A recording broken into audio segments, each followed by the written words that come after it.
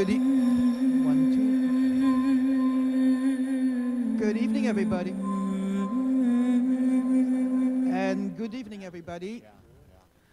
Welcome to the PSPS Aftermath Town Hall. My name is Pascal Fusseler. I am the editor of Yubanet. I will be your moderator tonight. Welcome to our audience here at the Grass Valley Vets Hall, the audience of KVMR, NCTV, Yubanet, and I believe the Union Online. We have three components in tonight's session. The first, we'll discuss what actually worked, what went well. And then we'll go to what didn't work so well. And then finally, with hopefully a lot of your community input, we will talk about what we can do in the short term, medium range, and long term to make things better and what kind of solutions we have. I would like to thank all our panelists for being here, a pretty illustrious group here. And let's just start and get right in. Ali Lightfoot, General Manager of KVMR, welcome. And could you please tell us what was the experience of the PSPS for you? What went right? What went right? Is this on? Hello, hello. Number 6. Testing, testing, testing, testing. Oh, there we go. So what went right? Well, KVMR had assembled an emergency response team, and we had sometime in June, we sort of reconstituted that team and had a training session with Pascal and some people from OES. So there were about 10 to 15 broadcasters and tech support that were recently trained. So that was good because when the power went out, those people started to show up and assist our broadcasters in gathering information and checking updates from OES and Pascal and answering phones. So all of those things were in place, especially through the first blackout. After 3 weeks, it was hard to keep staffed, 24 hours a day. But we did our best, and staff filled in where we could. And another thing that happened is we sort of ended up having like a hotline is what it became. So even when we were off air, we had 6 or 7 people at the station at all times to answer phones and address the concerns of our community members and research for them if they didn't have access to internet or any way to find out information. We would do the research for them and then announce it on air. And I think that's what went well. That was really successful. Yeah, hi, I'm Dave Cowie from Three Forks Bakery and Brewing in downtown Nevada City, and the quick answer for what went well for us is not very much. And mainly for us as a restaurant and a brewery was just trying to find some backup power generation just to not lose product. And we were not really very well prepared for the very first outage. It took us a while to get a generator, so we lost a lot of product as a consequence of that delay. For the subsequent outages, we did have a generator, so we were able to save product, but we weren't able to be open. And of course, that was the bigger consequence of the loss from the whole event for us. Good evening, Rem Scherzinger, Nevada Irrigation District. What went well for us was we were prepared, and clearly delivering 100% of our service throughout all of the PSPS events is kind of the high point. So, but internally, we had all of our generators. Stay away from 4. You got it. We were able to make sure that all our generators were staged and that we had staff appropriately set up so that we could continue to deliver the service throughout the outage and as we transition from one outage to the next. So all in all, I think the fact that we were able to deliver the service for 100% was kind of the crowning component for our success. Rem Scherzinger, Nevada Irrigation District. Your local water provider. Move that one down that way. So I'm Tim Kieser, the city manager for the city of Grass Valley. What went well for us is we were able to keep our water system, sewer system, and our core services fully functional. It did increase our call volumes in those things, but we were able to staff up in our fire department and also our police department to handle most of those issues. I probably have more negative things to say than positive things. So, a lot of lessons learned. I think we got better with each event. So that was very, something I pushed my staff that, what went wrong with the first one. We got more notifications and we tried to get the word out there a little bit better. With that, I'm really more interested in hearing what you folks, your issues are and how can we start addressing some of those. My name is Allison Lehman. Testing 1, 2, 3. There we go. Good evening. My name is Allison Lehman, and I'm the CEO of Nevada County. And I think what went well for the county is, number one, we were able to maintain our core public and health and safety services.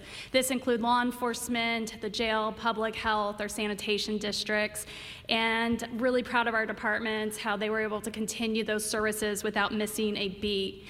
We immediately opened up our Emergency Operations Center, which you'll hear from Lieutenant Jacobs, who did an excellent job in terms of coordinating with local law enforcement and providers, as well as getting real-time information, the best information we could get from PG&E, which we proved to be extremely difficult. As the event moved on, we realized that there were other county services that needed to continue, that if the lights went off in the county, we still had residents and businesses that were still dependent on our services beyond our core services. That include our behavioral health services for medication management, that include contractors having the ability to come and pull permits. That included individuals on public assistance programs when their food was now spoiled and they had no longer had access to resources, that our social services were in a position to respond. So throughout the duration of the event, we were able to get operations at some level going throughout all of our departments. Other things that went well is, honestly, our community. Our community is not passive. Our community is engaged. And right?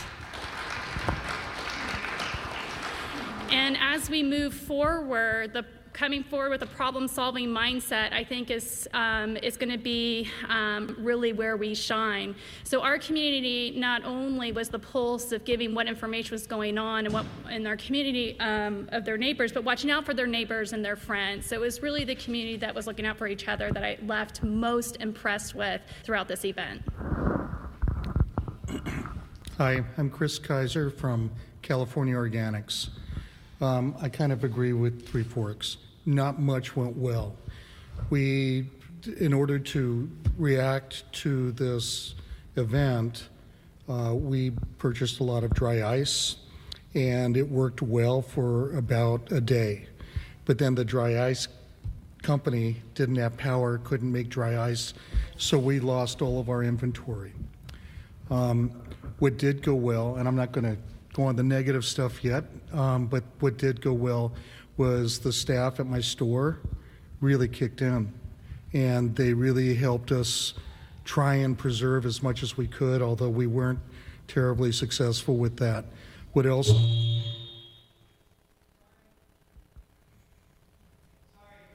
Okay.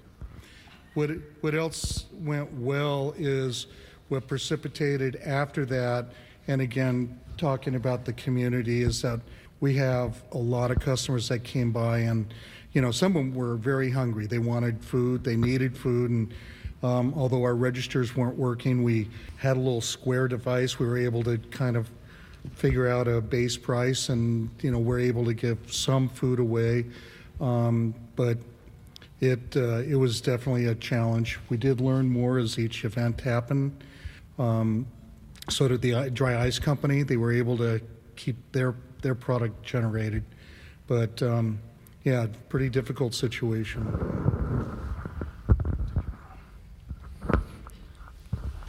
I'll try not to goose everybody. Lieutenant Jacobs with the Sheriff's Office. Like Allison Lehman said, I am the lieutenant at the Sheriff's Office that oversaw the Emergency Operations Center throughout several of these PSPSs. What went well? We had several things that went well. First and foremost, we had some great teamwork amongst a number of your county employees across numerous departments.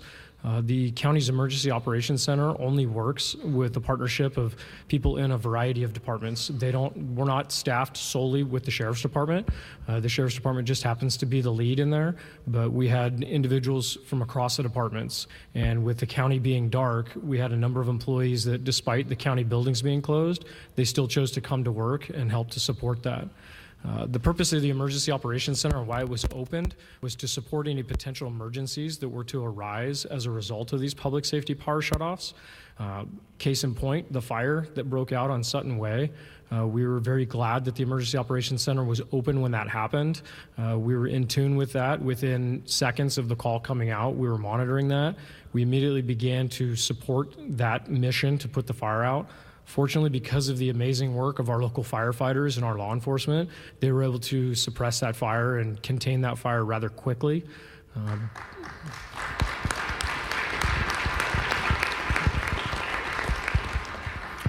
Because our operations center was open, we were able to put out an emergency notification utilizing Code Red, which hopefully everybody in this room has signed up for at this point. Without the Emergency Operations Center being opened, it's likely that that notification likely would have been delayed, so that went very well. Probably one of the best things that happened was, like Allison said, we were in constant daily communication with PG&E.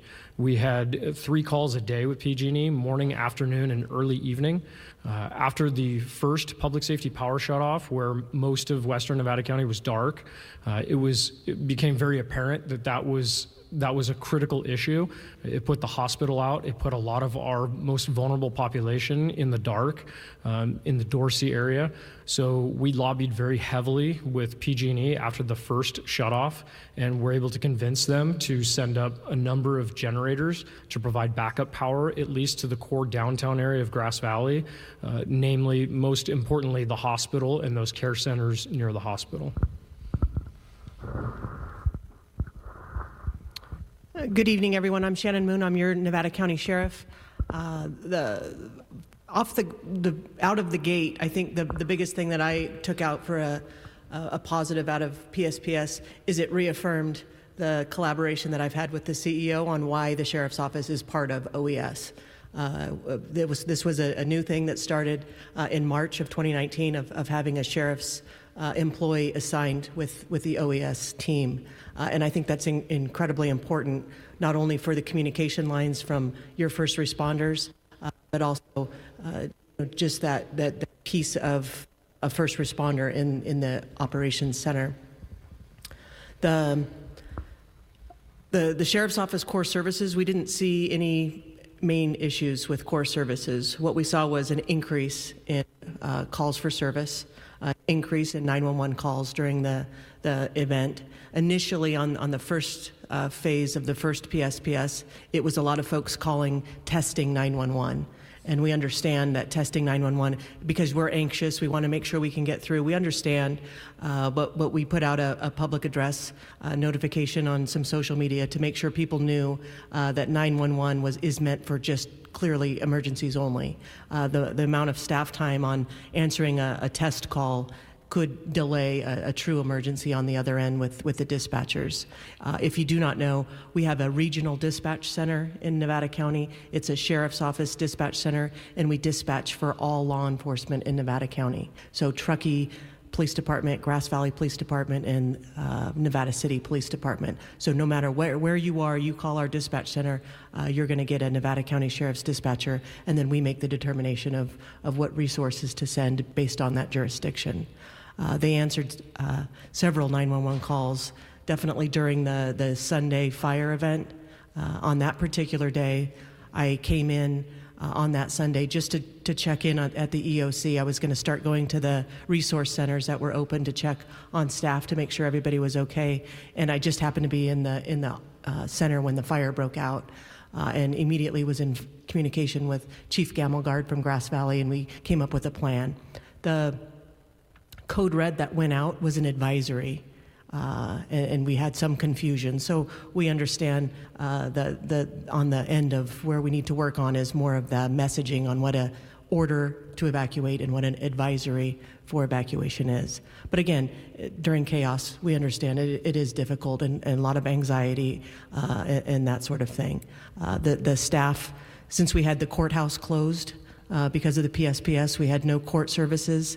We looked at reassigning a lot of my court officers into the community to help out with that extra patrol and making sure that we had enough, at least presence, because it's sometimes it's difficult to stat what crimes aren't committed. You can't prove a negative, but just that presence out there we thought was important. So our court staff went out into the field so that they could be in the neighborhoods and add some of that extra patrol. So our calls for service did go up. We handled several more calls for service, and I think definitely the Grass Valley and Nevada City Police Departments did as well. And overall, very pleased with the fact that the staff all came in, even though they had no power themselves, and was really dedicated in making sure that we kept our community safe.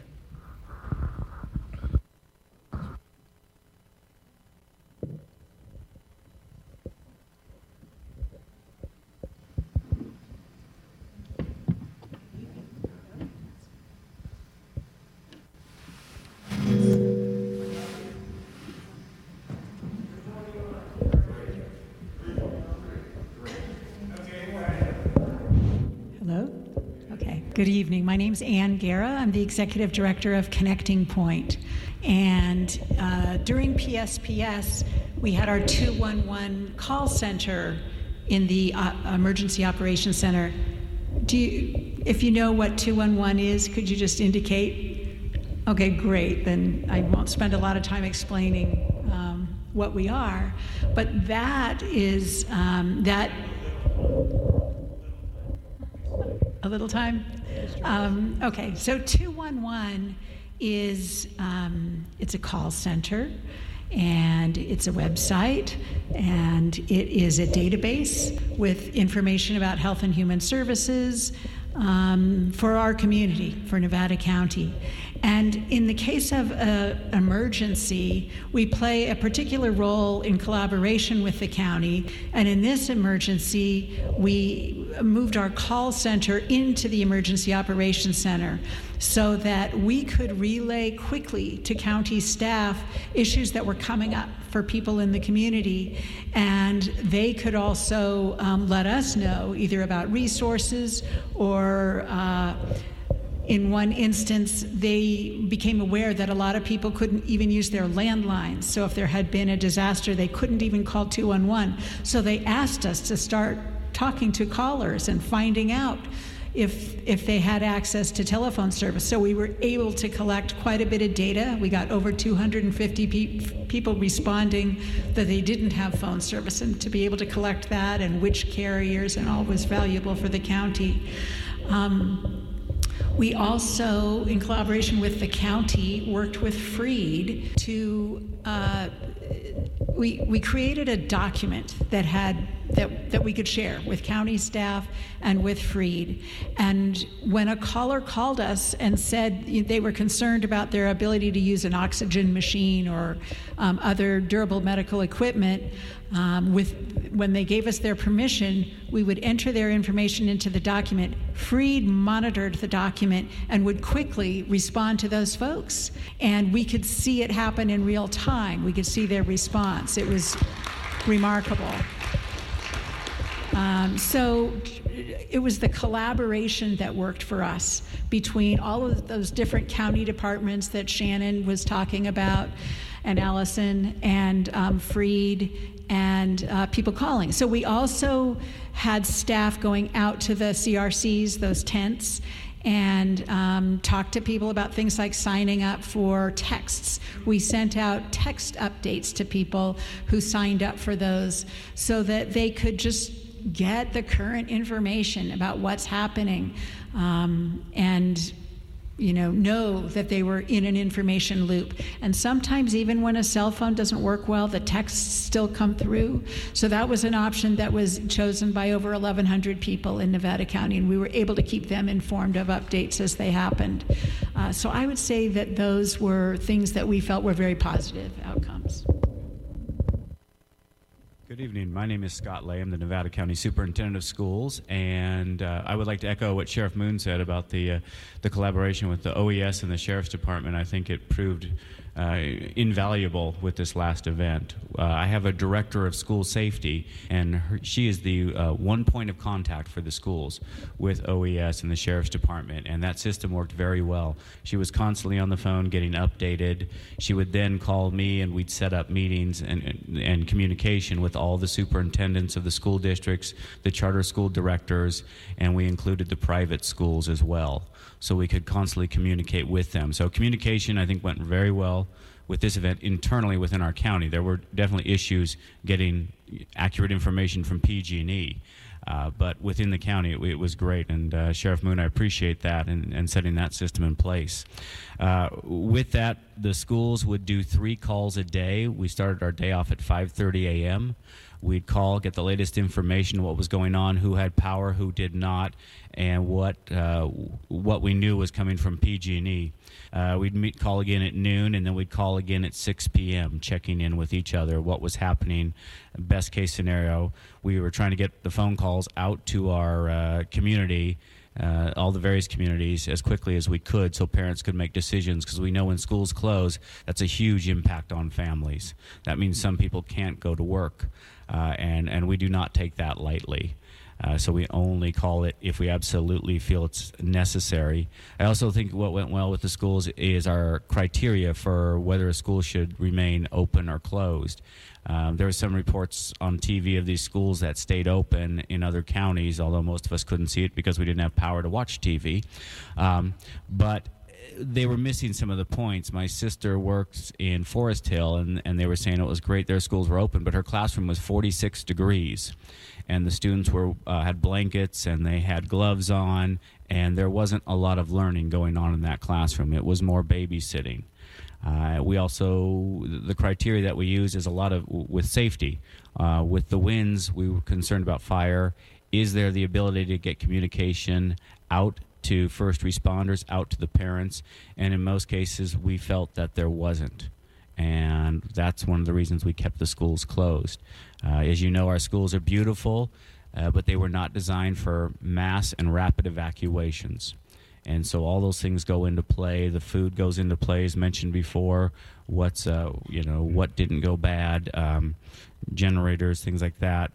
So those things did work. So again, our communication was great in the criteria. I was also happy that my office was able to transfer critical services, such as communication or payroll, to areas where they had power. We kind of went very mobile and sent my people out so we could keep the payroll going to the employees of our schools in Nevada County, and that did work well.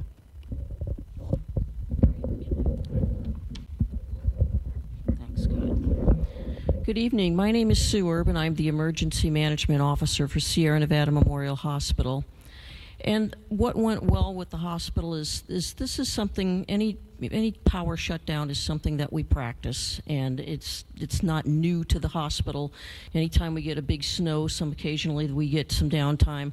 What was different this time is that the hospital's generators worked for over 40-something hours straight. Those are the longest it's ever worked in one period of time. And I want to shout out to Robinsons, because they came twice a day to supply us with enough fuel to keep those generators running. We were burning, yes, shout out to them. We were burning 43 gallons an hour, and so we really went through the diesel. So the collaboration, and I'm looking down this table here, and everybody at this table, the collaboration amongst the team was magnificent. It really helped everybody to get our patients taken care of. The first time the hospital went down was when everybody went dark, and our generators supply about 75% of the main hospital. The things that are dark are some offices and non-patient care areas, but our outpatient center, which is down the hill, that was dark, and so we had to get communications out to our patients to cancel those types of services. Also, the state of California does not allow you to do surgery on a generator, so we had to cancel all of our surgical cases, and so again, that communication had to go out. We communicated probably almost hourly with the OES. They had their PG&E rep, we had our PG&E rep, and we would compare stories because we were getting different stories. What went well the second time is that they put together that continuity zone, and I don't know if anybody ever went down and looked at it. I took pictures of it. They put together 5 1.5 megawatt generators, and they daisy chained them together, and they fed that substation by Empire Mine there, Empire and Auburn Street, and just down the street actually, and it formed what they called the continuity zone, and so all the hospital services were able to be serviced, and so we were able to do surgeries, we were able to do all of our outpatient imaging. Everything was basically normal at the hospital, but what wasn't normal is that we kept getting patients that were oxygen dependent and needed services, and so we directed them to 211, and Connecting Point helped them get to freed, and those patients got services. Those patients did not have to get admitted to the hospital because of the 2 people I'm sitting next to here. And so that was huge for those poor patients who were really oxygen dependent. And again, the collaboration with OES on a daily basis, just listening to them and hearing their side and what we needed, anything we needed, they were able to supply us. And so we really appreciate the teamwork between all of our interagencies and also the community. The community was fabulous, and everybody pitched together. I've never seen such a wonderful community outreach. So congratulate yourselves.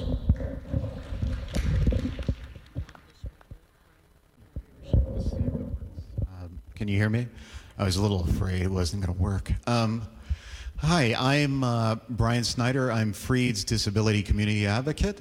And unfortunately, our Executive Director, Anna Acton, could not be here because she's at a symposium for disaster preparedness in Salt Lake City.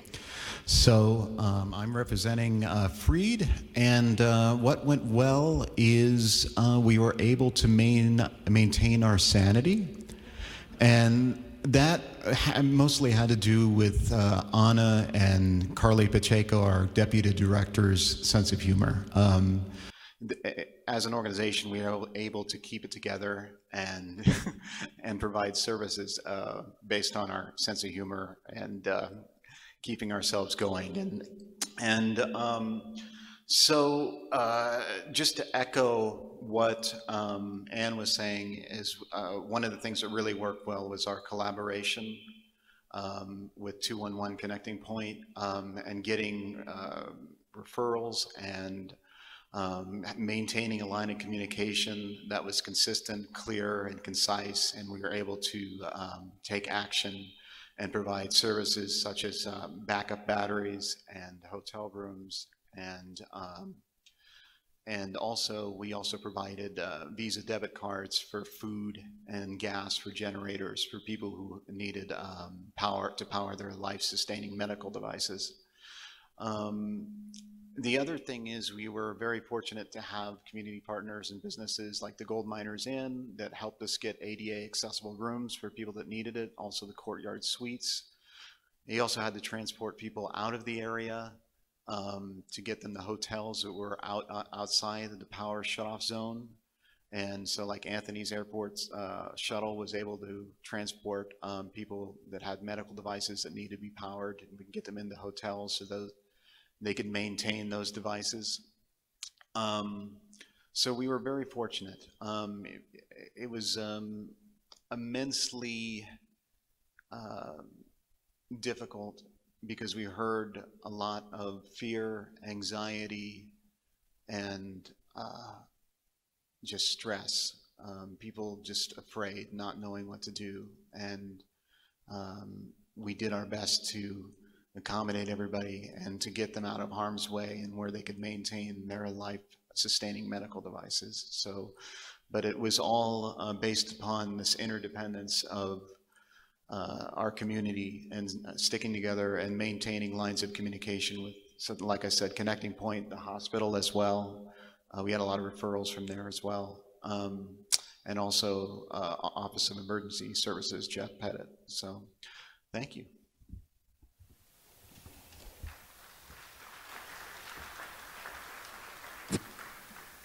So before we go to the what didn't work, if you have a question and you grab the card, Sheila here, if you hold up your card, she will grab them and we will get to the questions. Now we're going to get into the what didn't work so well. So for Yubanet, what didn't work so well was a big portion was our communications.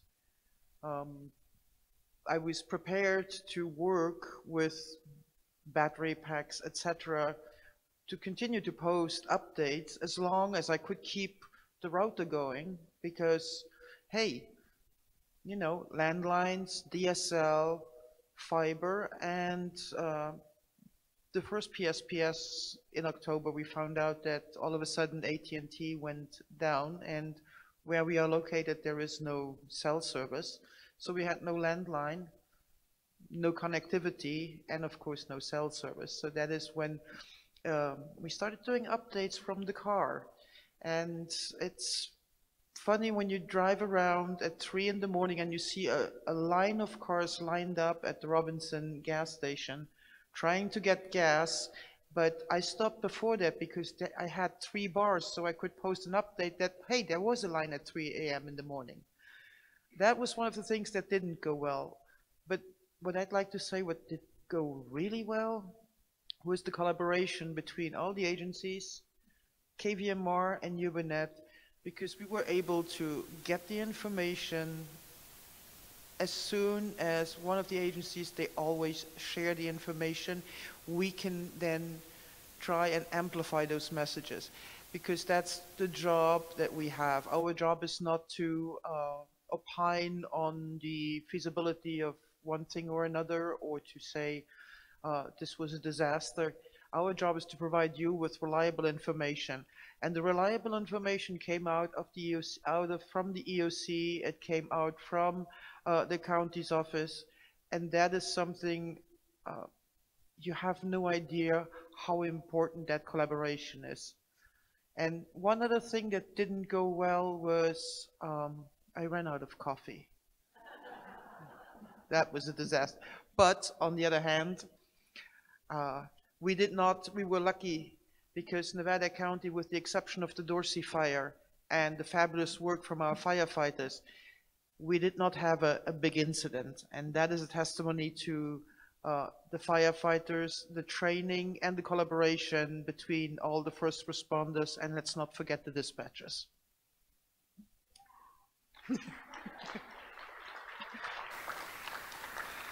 And now on to what didn't go so well, Allie.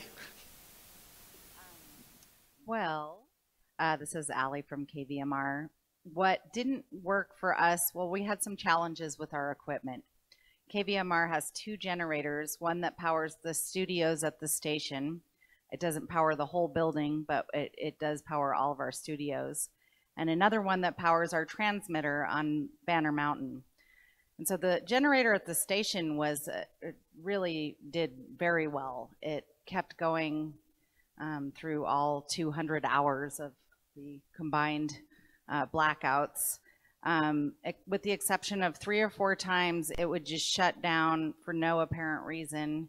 It wasn't sending out any codes or anything that were explaining why it was turning off, and it Buzz, our engineer, and another one that powers our transmitter on Banner Mountain. It runs off of natural gas. The generator at the station was and really did very well. Have the right kept going pressure, and through all 200 hours of. I would combine to the roof, or whoever was at the station would go up to the roof, turn it on, and it would usually start right up again. But every time it would turn off, it would shut down. We'd have to reconfigure our networking, so it would kind of clear out all of the networking that we had at the station, and we'd have to deal with that, which would take a little bit of time. The generator at Banner Mountain sort of broke spectacularly at around 2 a.m. on the 27th, Sunday the 27th, and so it not only what the generator wasn't working, but when it died, it took out our transmitter. So Buzz was up there working his magic, and it took some time, partly because it happened at 2 a.m., but they were able to get the backup generator and then have that feeding a different transmitter. So that was sort of amazing that he was able to make that happen in the amount of time that he did.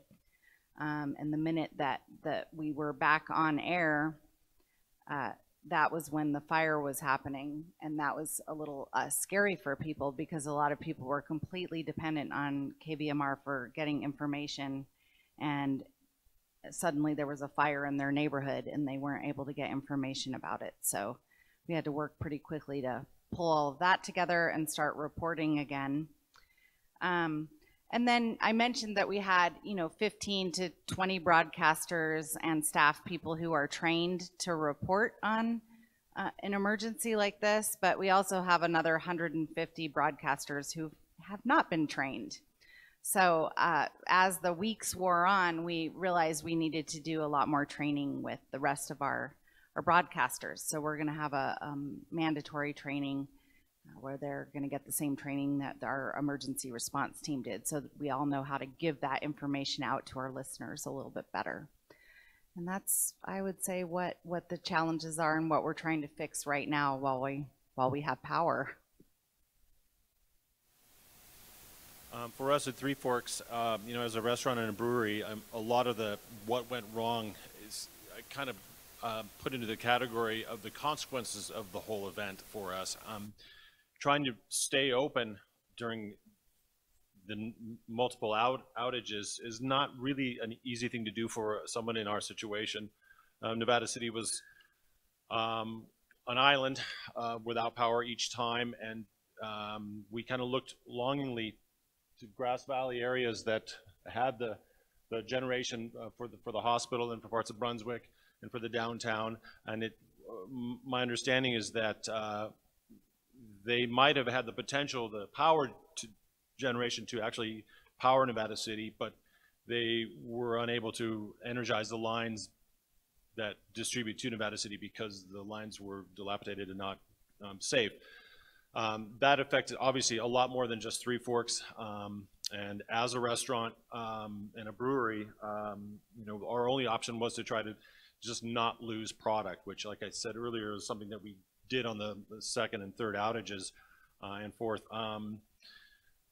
It was really hard on our employees, obviously, and I speak for a lot of businesses that, when employees can't come to work all of a sudden, and they're hourly employees and they're living paycheck to paycheck. The figures that we lost in terms of lost revenue sting the business for certain. They hurt our staff and the staffs of other businesses that were in a similar position even more.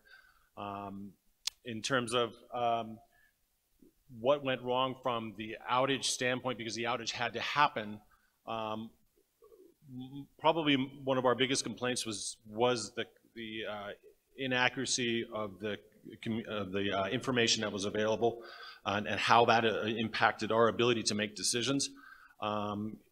If the power is going to go out or on at a certain time, we make decisions based on we're going to prep food because we think we're going to be open. We're going to not prep food because we're going to be closed. And we lost a lot of money just based on not really being able to trust the information that was out there. And I know that's a problem that everybody suffered from in various degrees. But for us, that was probably one of the biggest frustrations. And knowing that this kind of an event is probably going to continue in the future, I think it is imperative that we get better information to minimize the losses that businesses are going to be faced with. So yeah. Reb Scherzinger, Nevada Irrigation District again. Things that didn't go well for us. The primary one, and I think you'll hear this throughout the table, is communication. NID uses Comcast to communicate to our water treatment plants and various other facilities. And so when Comcast went down, our communications went down, and our secondary and thirdary, not necessarily a word, but we ended up landing on DSL as our communication network, which meant that we were sending staff out to treatment plants because they have to be manned if we can't communicate with them. So really, you know, the silver lining here is that we were able to learn from this and be able to start developing a communications package for the water treatment systems and our other communication networks so that we don't have to rely on Comcast, or that our secondary system is robust enough to take over. But to echo also, so that's the internal communications. The external communications were also difficult. So we have facilities in Placer and Nevada County, and we were getting different messages from different PG&E reps and trying to knit those together to understand what was really happening and how to predict when we would have power at our treatment facilities so that we could let staff go home and take care of business at the house. That was really the struggle for us. And you know, in the end, we consumed a ton of fuel. We ran our generators longer than you're supposed to.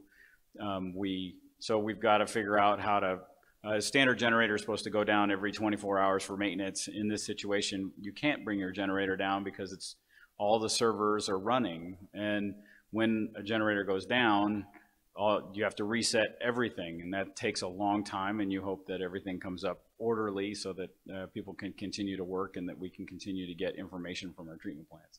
So those two pieces are things that we have to work on. Definitely building a network with PG&E, if they continue to deliver power to us, will be key in the future. So communications was the big takeaway for us.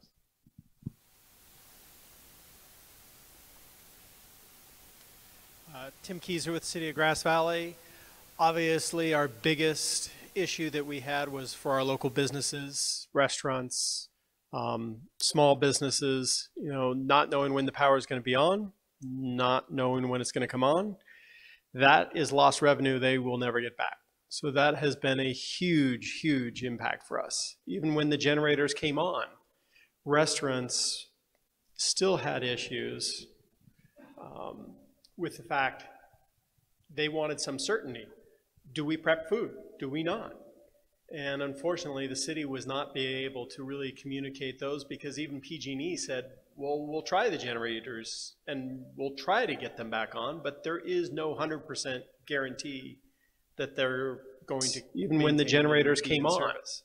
Restaurants, so an overall still impact, that was probably our biggest issue throughout the whole city. With the fact we have other issues they wanted that we're dealing with. You know, do we prep technology? Do we not? But technology, and unfortunately, the city was not being able to really communicate those, because even PG&E said, a lot of we'll try the generators that we have throughout the city, we'll try to get them back on, but there is no 100% guarantee that they're going to, even when the generators came on.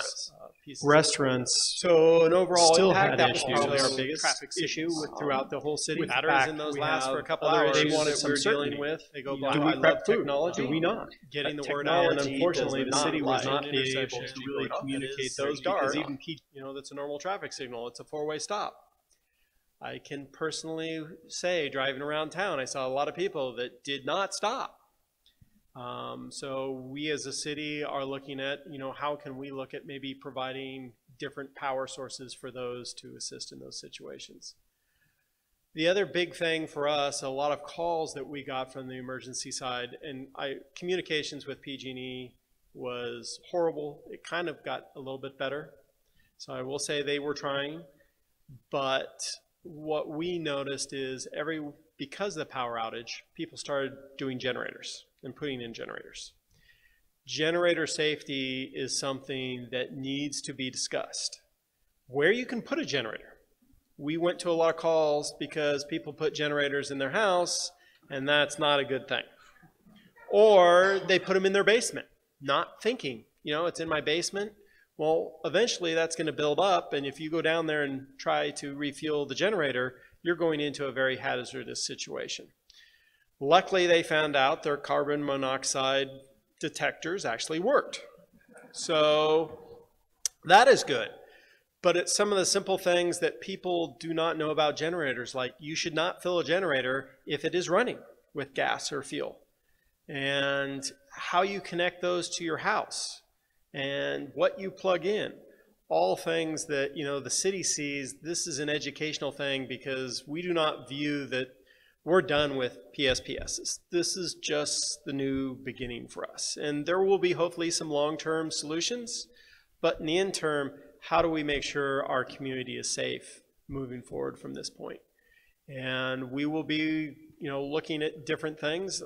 I mean, I cannot thank the fire services enough for not only their fire that everyone mentioned here, the 30-acre fire we had out at Loma Rica, and they were able to put out, which was a miracle and a real, it's the difference, I think, with our local firefighters and even CAL FIRE, the unity, the cooperation between the Sheriff's Department, the Police Department, all the agencies that occurred to put that out in the matter of time.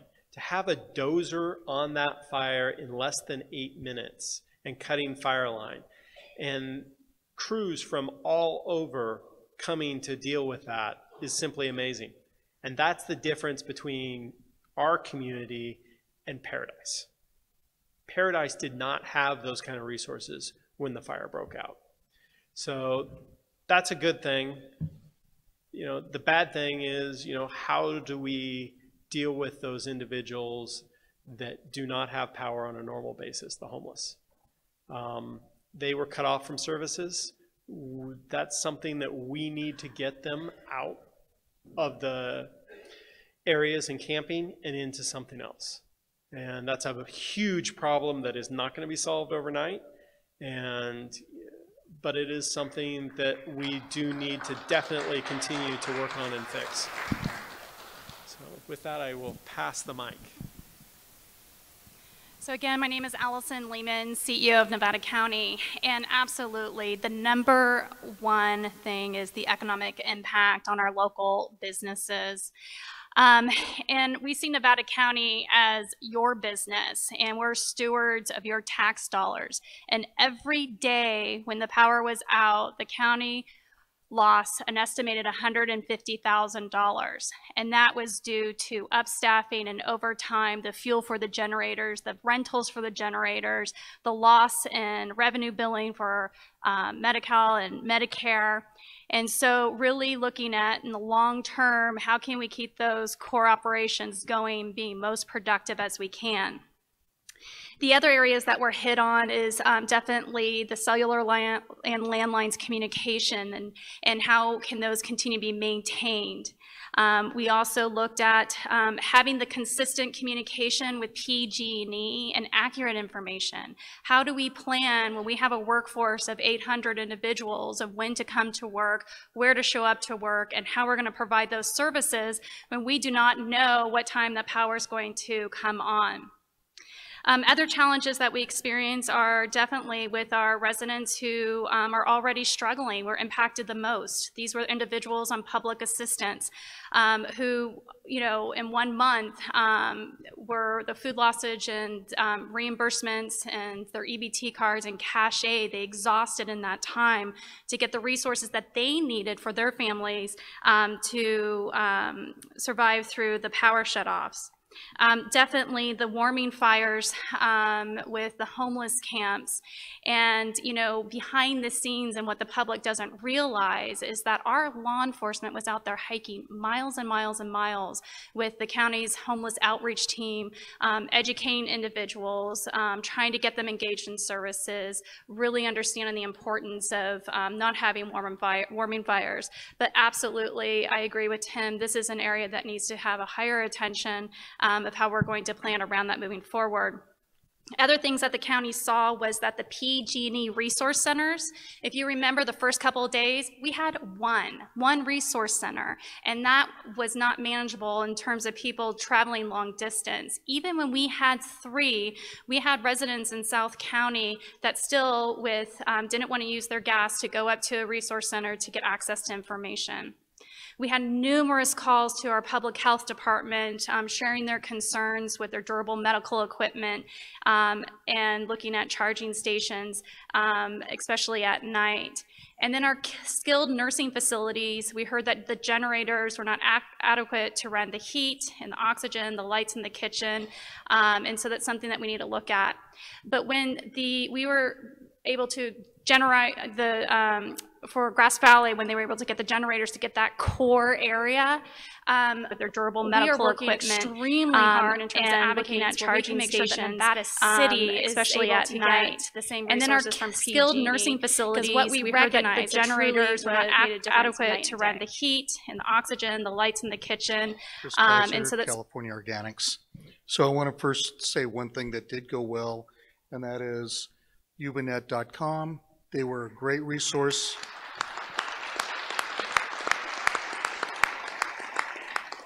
You know, they're again continuing putting on this event. Pascal, we were at the store, my wife and I, most hours, and we would see Pascal driving around trying to figure out where's those bars. And I'm not talking about drinking. I don't think. Anyway, so I think that's really important. It leads to also the communication failure. PG&E failed us with the power distribution, but they failed us with their notifications. They failed us, these little messages, oh, we may shut down in 8 hours. First of all, as a business, you can't schedule on that. And you can't figure it out. Oh, we may turn it back on. That communication path has to be tightened up. It really, really was bad. It was non-communication. My best information was from Yubanet.com. PG&E continues to fail us. They knew 9 months ago they were going to throw these switches. They knew you can't schedule on that. They could have put generators. And you can't figure it out. Throughout our community, we may turn it back wherever on. That little red map was. That communication path has where to the be danger zones were. They could have preempted any of this chaos, or most of it. Probably not all of it, but most of it. And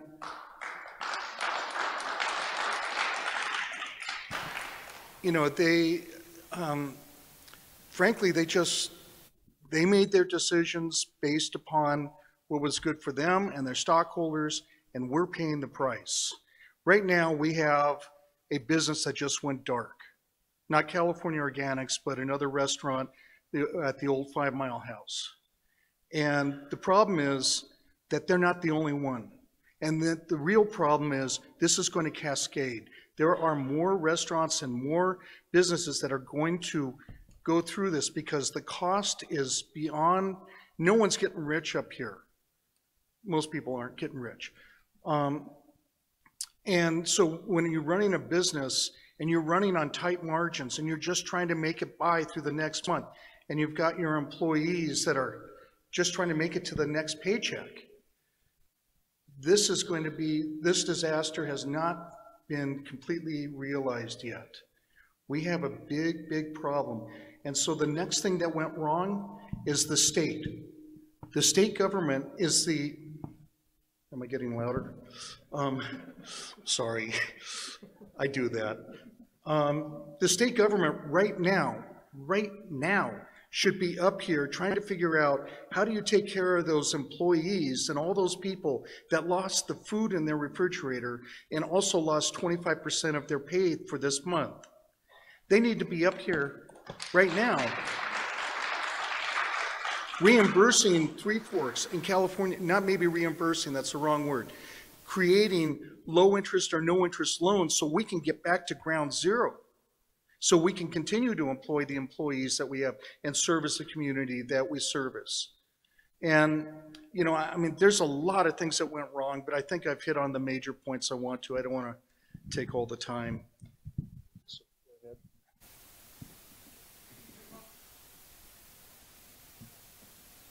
That's in the next section.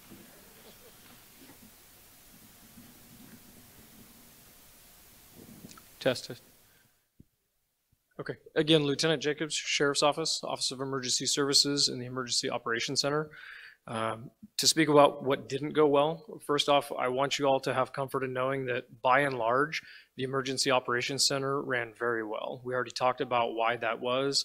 A lot of collaboration and a lot of hard work and dedication by a number of different county employees.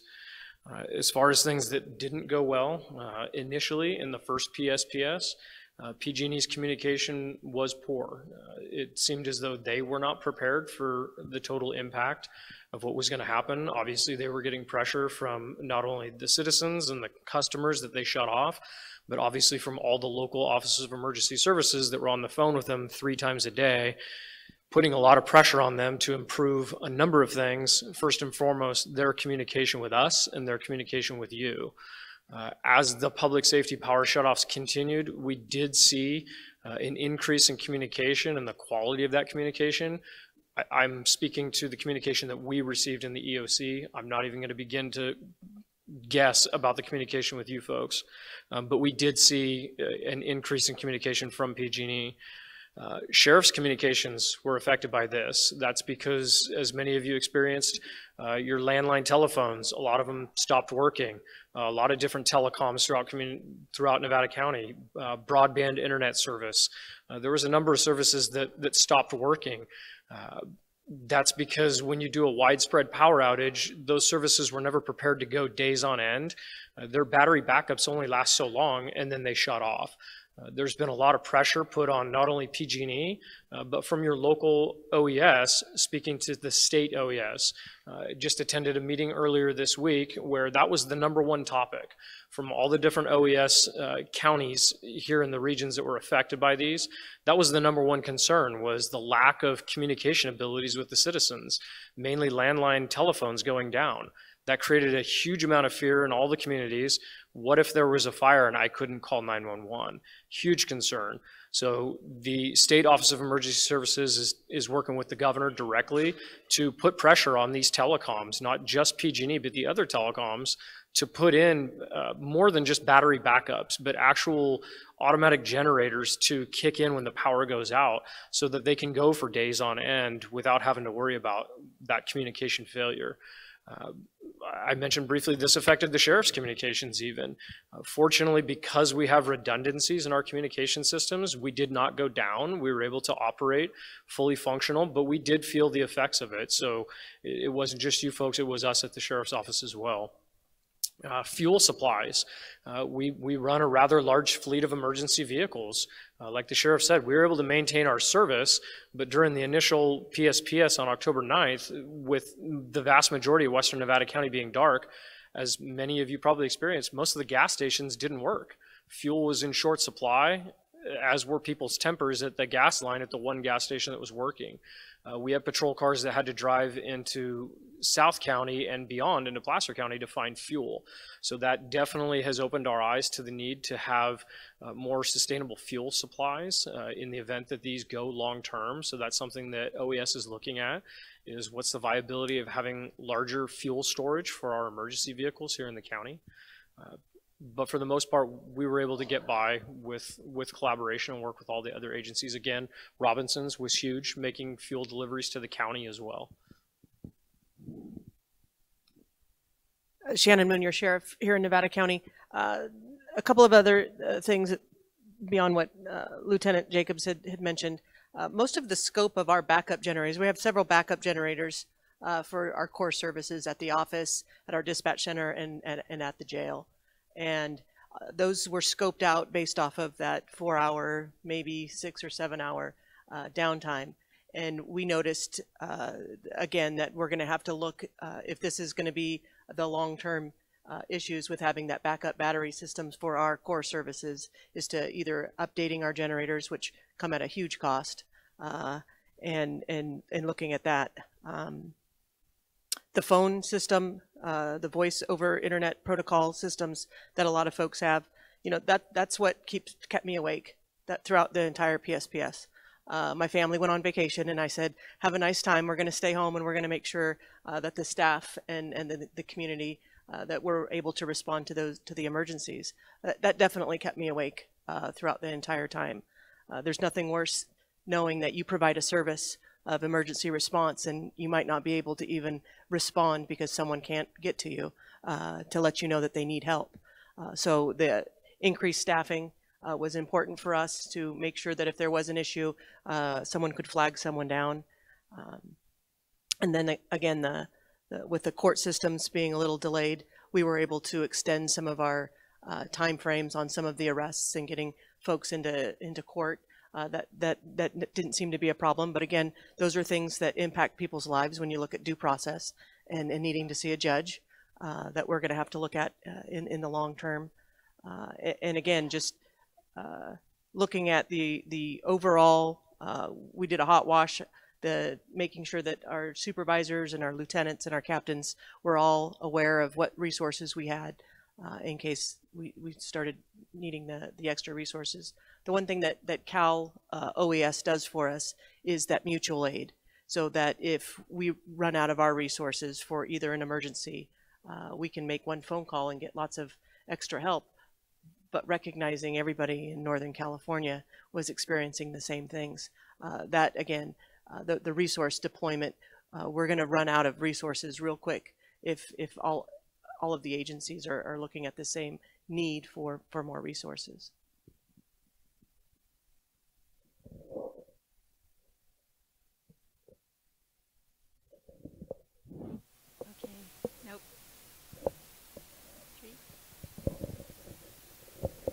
Okay.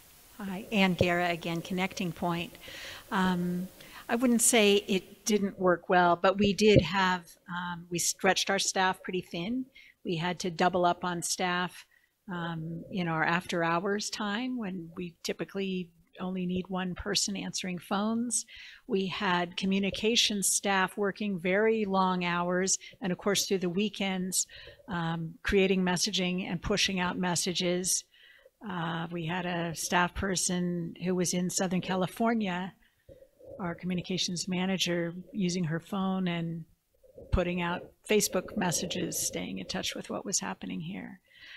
We learned at the first outage that even though one of the beautiful things about 211 is that it's very portable, it's internet based, it doesn't have to be in one location, and in fact, after hours, it's not in our office. And of course, when the Emergency Operations Center would close for the night, we're back out in people's homes.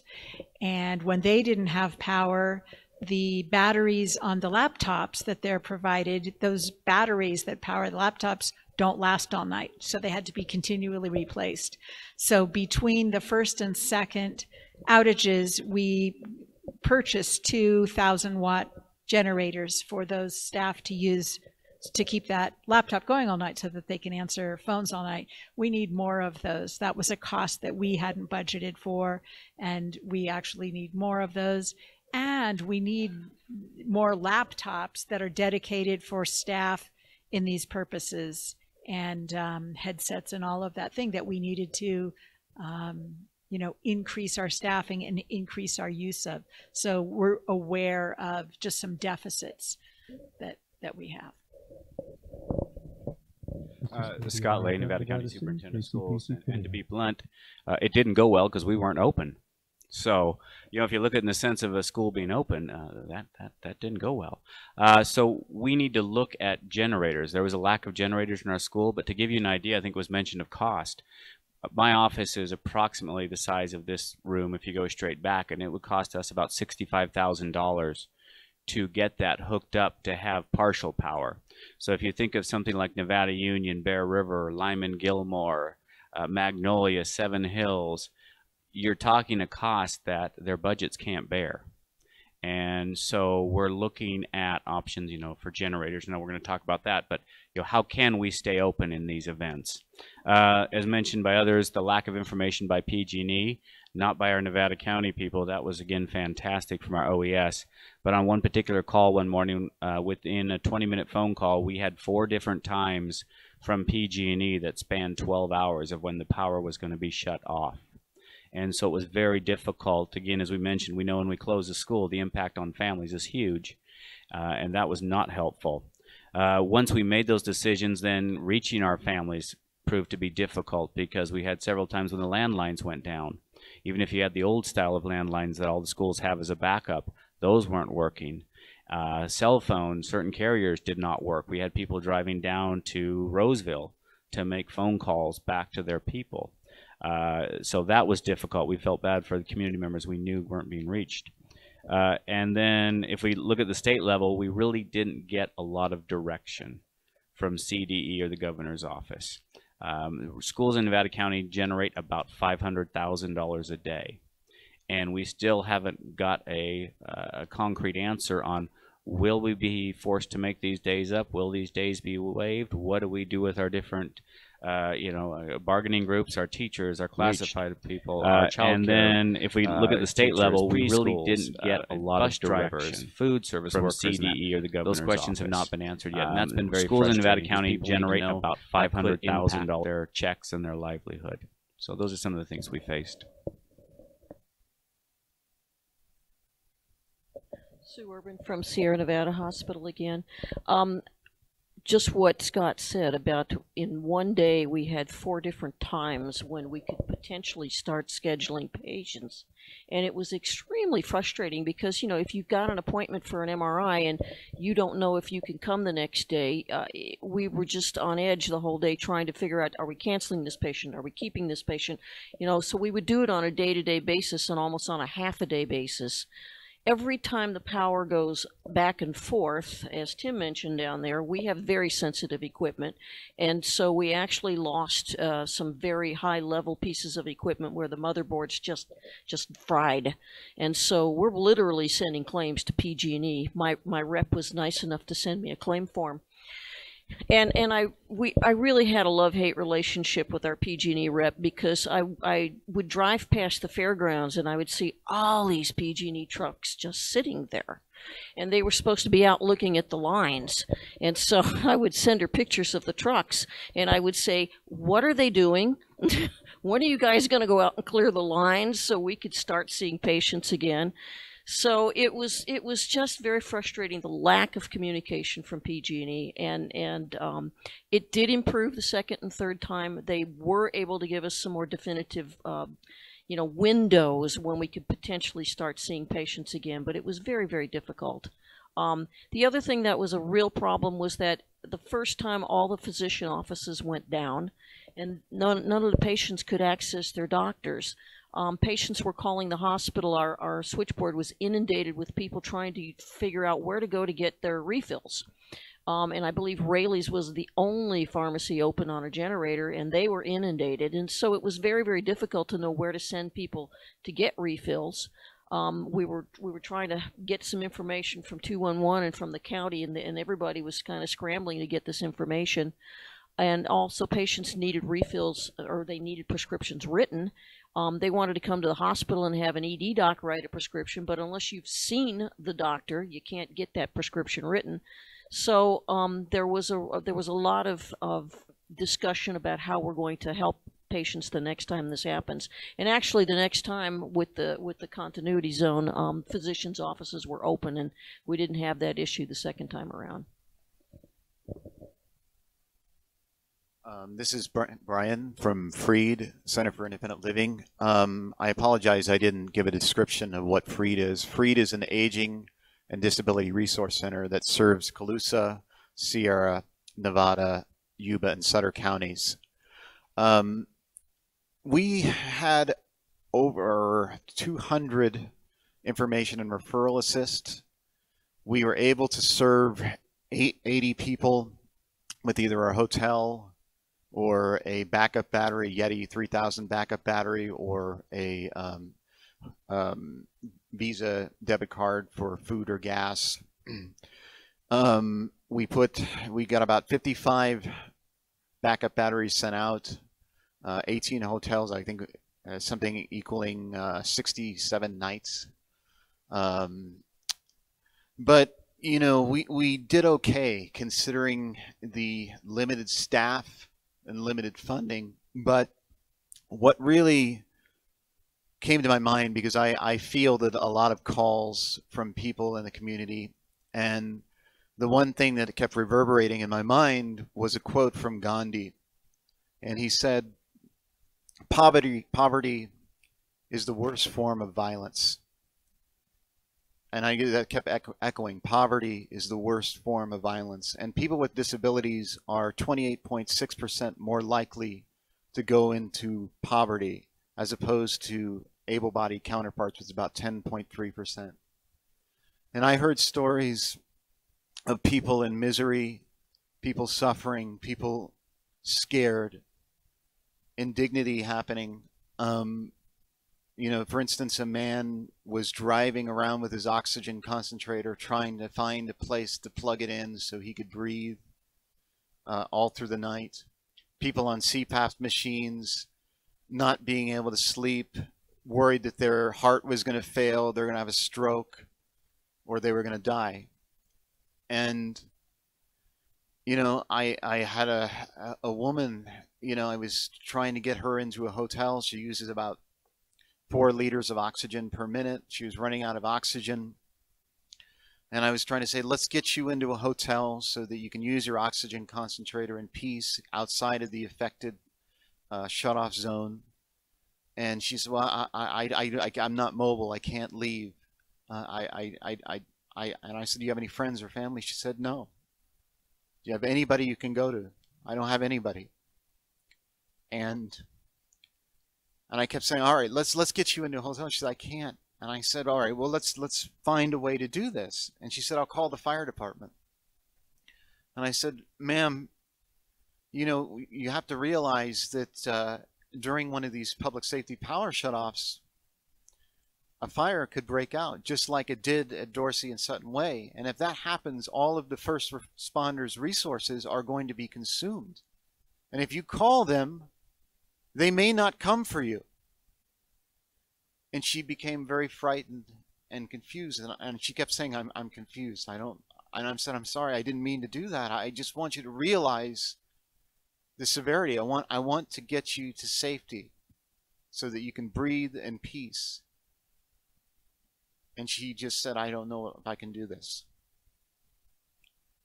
And the problem is I keep thinking about the economic injustice that caused this problem. I think about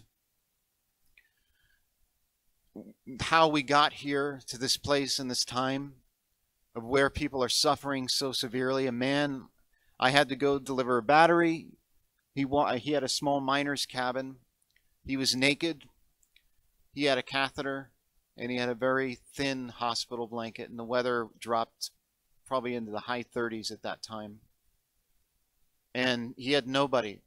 He had one family member that came once a day, but he didn't have anybody to depend upon, and he was scared. And you know, even though we served 80 people and got 55, you know, backup batteries out, I keep wondering how many people are out there right now that are so scared and don't even know what to do. Some people, you know, that I heard a story about a man in Sierra County that he was on oxygen and he passed away. And I asked the fire chief, I said, well, was it because they didn't get oxygen? And he was like, no, he just wanted to let go. And I'm wondering how many people are like that, who just want to let go because they are under an enormous amount of stress and fear because of what's happening and because of the situation of the injustice that they are experiencing. So on a systemic level, that's what didn't go well.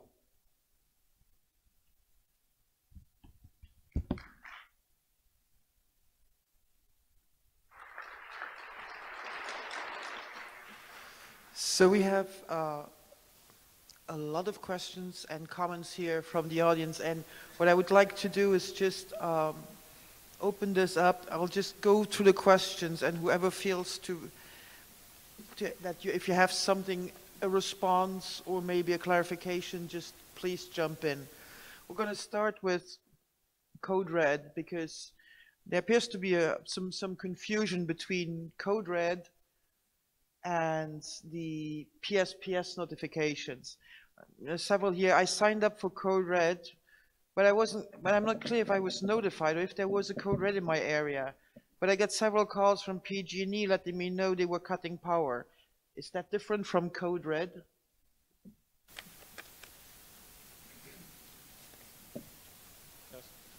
Yep.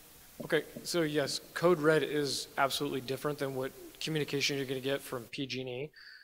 Code Red is a system that we use here in Nevada County, the Office of Emergency Services, and Code Red is for just that. It is for emergencies. PG&E's notifications were completely independent of anything that you would have heard from Nevada County. We did utilize Code Red that one time during the fire, and that was to notify people in a very specified area. That was communication that went back and forth between the incident commanders at the scene who defined that area that they wanted to notify of an evacuation advisory. That's basically us communicating with the public that there's a fire in your area and you may need to leave immediately. So we defined that area and we sent that message out. So if that person didn't get a Code Red, they probably were not in that area. Unfortunately, I don't have a map here. It was essentially a triangle that encompassed Sutton Way, Dorsey, up to the freeway. It'd be south of Dorsey and west of Sutton Way, along Idaho, Maryland, all the way to the freeway. Yep. I would just like to add that the county was utilizing communication through our Office of Emergency Planning where you subscribe to, and so staff did an excellent job pushing out real-time information we were getting from PG&E, information that we were hearing from 211 in terms of what was open, what wasn't open, when the power is coming back on in certain neighborhoods. And so if you are not subscribed to that, that is different than Code Red, you could go on the county website and you could get those alerts as they roll out as well. And just a question, who here is not signed up for Code Red? No hands going up? Up a few hands. Please go on the county's website and please sign up. You can sign up, you can get your landline, you can get text, you can get emails, voice calls.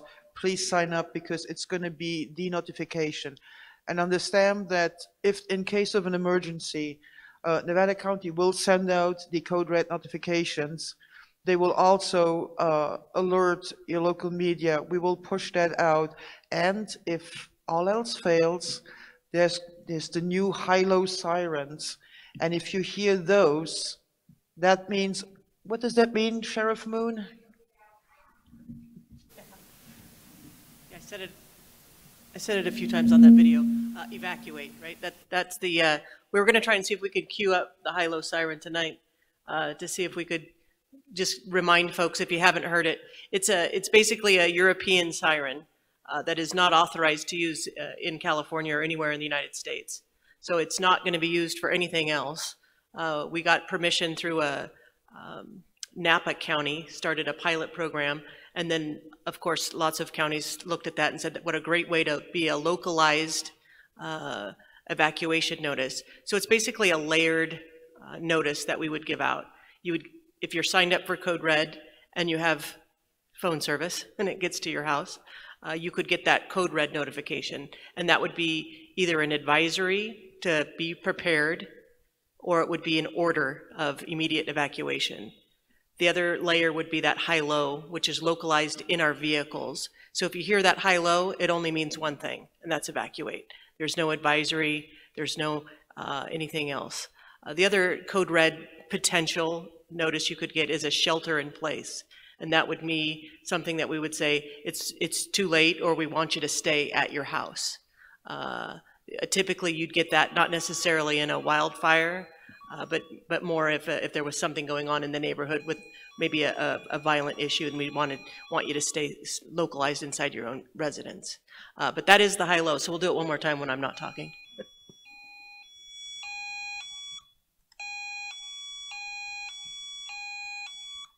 So Our partners in Placer County just started using this notification as well, the high-low.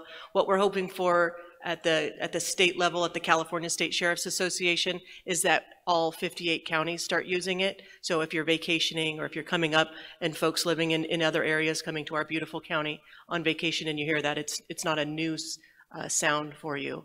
We have the same issues with a lot of Airbnb, especially up in our eastern side of the county up in Truckee, and it's the same notice for any sign for an immediate evacuation. That is on the vehicles, correct? All of us. Grass Valley Police Department, Nevada City Police Department, and your sheriff's office. Truckee Police Department has them as well. Not CHP at this time. We've been in conversation with a lot of the folks from CHP, their state, so it takes a little bit longer for something to move. Again, as soon as we heard about it, we said we're gonna be part of that program. And again, the other layer to that is the door-to-door. So all three of those definitely for that evacuation order. I'm sorry, but if you could write your questions down, because we're broadcasting this and people need to hear the listeners and the viewers. They need to hear the questions. So I'm sorry, if you please could just write it down. In the meantime, I have a question for the Grass Valley and Nevada County and Nevada City. Is there any consideration given by the building departments or the administrations to waive all fees for permits for generator installs?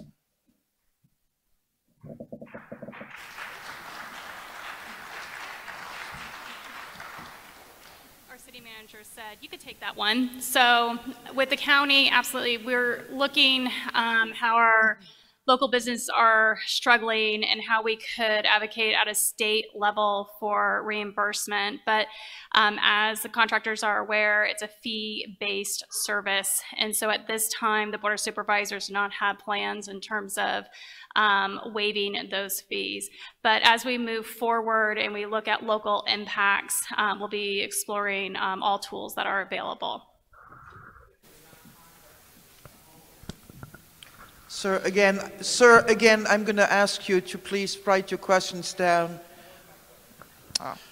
So I would actually say that's our bigger issue, is the homeowners installing them themselves. And the city is actually going to be reaching out to the county of trying to put on some educational information, because hooking up the generators correctly, placing them correctly in a safe manner is more important than the fees, frankly, because those are a bigger fire risk right now than anything when we have the power shut off. So for us, yes, we are looking at those. We are looking at ways of how can we help individuals get their generators hooked up, because I know that's very important to them. Staff is just starting that process right now, but we will be looking to have kind of a forum and hopefully bring in our county and Nevada City partners so that we do everything similar and see if there's things that we can do if they install standard plans and some things that maybe we can at least reduce our fees or make it more cost effective. And going back to communications, what, if anything, can any of you do to have better communications and maintain and actually have communications being up during the next power outage? Internet and phone from Comcast, from AT&T, and wireless providers were down, and without the adequate backup power, is there a way to force them to actually provide the service we pay for?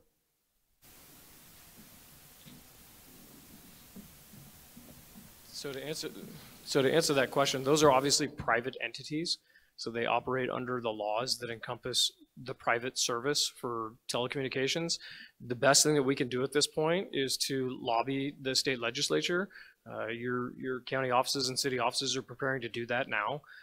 Like I said before, we've been in communication with the state level OES who report directly to the governor's office. I'm sure if you've been watching the news media, that's been a hot button topic right now, is mandating that these telecoms have that backup generation capability so that you all don't lose your home phones and your cell phones. So that is in the process right now. And the only thing I'd like to add to that is, you know, that leverage means something when you have all three of our Western municipal organizations in the county, all three, Nevada City, Grass Valley, and the county, coming together, being collaborative, writing a letter, indicating that we're, as a county, with our municipal agencies together in ensuring that we get some answers from some of these folks. The California State Sheriff's Association has a pretty good leverage with the state, and all of the Northern California counties that were affected, we're all speaking to the governor's office and hopefully making some movement on what that looks like. You know, when Lieutenant Jacobs talked about having a conversation with PG&E and leveraging to get that generator in the downtown core basin area for Grass Valley, I wasn't present during that conversation, but it was some heavy leverage coming from our Office of Emergency Services, and it was. I think at that level, when you start making some of those demands, we start seeing some action. We'd like to see the same thing for Nevada City, Penn Valley, South County, the same thing. So it's countywide, it's not just in one area. And this is where we need to lean on you. And we have these cards in back, at the back table where it says Ready Nevada County. And if you could email, write a letter, or call the California Public Utilities Commission, they need to hear from you. They need to hear from your neighbors, and they need to understand what the real impacts are. And for your listeners, it is public.advisor@cpuc.ca.gov. And I can tell you that if you, for example, went and you filled out the form that was on the 211 website, if you had a phone outage, that's great. We went ahead and we filed what is called an informal complaint with the CPUC. And about 48 hours after that, you will get a call from your telecom provider. For AT&T, they will say that I'm calling you from the office of the president. It is an escalated customer service, and they will actually listen to what you have to say, and then they will say, we will give you a credit. Or you could have the person that I had the pleasure of dealing with that told me that, no, we do not guarantee landlines being up during a power outage. We will not guarantee that. And that is something that's pretty unacceptable, because at the same time he was also shouting. And then said that, no, we did not put generators out. And who told you that? I said, well, I'd be happy to send you the pictures I took. We ended up parting on friendlier terms, but it is not okay for the services, the telecom providers, PG&E. Again, the CPUC regulates both energy and communications. So please go ahead and you can file the informal complaint. It's very easy. And the more feedback the CPUC gets, and the more feedback these companies are actually having to deal with, at some point, it is not going to be economical for them to have returning 500 or 1,000 calls from the office of the president. It's just going to be easier to keep the service up and running for them. So really encourage you to go, and if you had an outage, please go and fill it out. I read one thing yesterday on the CPUC website again. There is the PG&E they have 2 weeks after each PSPS to file a whole report on what happened during the PSPS, why they made a decision, when they made a decision, what happened, and what kind of damage and what kind of feedback they got. And so the report for the October 9 and 10th outage is now available. And that was the first outage that we had, partial outage here. And interestingly enough, the one thing that jumped out at me was the Community Resource Center in Grass Valley was the one that had statewide, that had the most foot traffic, over 500 people, according to PG&E, went there to try and charge phones and medical devices. And that is something, there is a great need, and we need to figure out how to do better and without the interruptions. And also a shout out to the county who had a medical device charging station set up at night at the Madeline Howling Library. And they were there throughout the night. And I think I stopped there around 2 or 3 in the morning. They were there so that people could come and charge their medical devices. But again, due to the very poor communication by PG&E, it was practically impossible to know when is the power going to be shut off and when is it coming back, because that was what, of course, all of us wanted to know. When is the power coming back? And from a media standpoint, I have to say that the communication by PG&E was very poor. I mean, that's at least my experience. Pascal? Yes. Yes, may I speak to the PG&E Community Resource Centers? Yes, please. From a disability perspective. I promised a woman that I spoke with that I would mention this evening because when she went to the Community Resource Center, she went there to use her nebulizer. And she felt so embarrassed to be in the open. There was no privacy. There was no place for her to feel comfortable, and she felt a loss of dignity being in the open using her medical device. And I promised that I would mention that this evening and honor that. So I just want to let that be known. Absolutely. Now, Brian and Anna, I think this is mostly for you.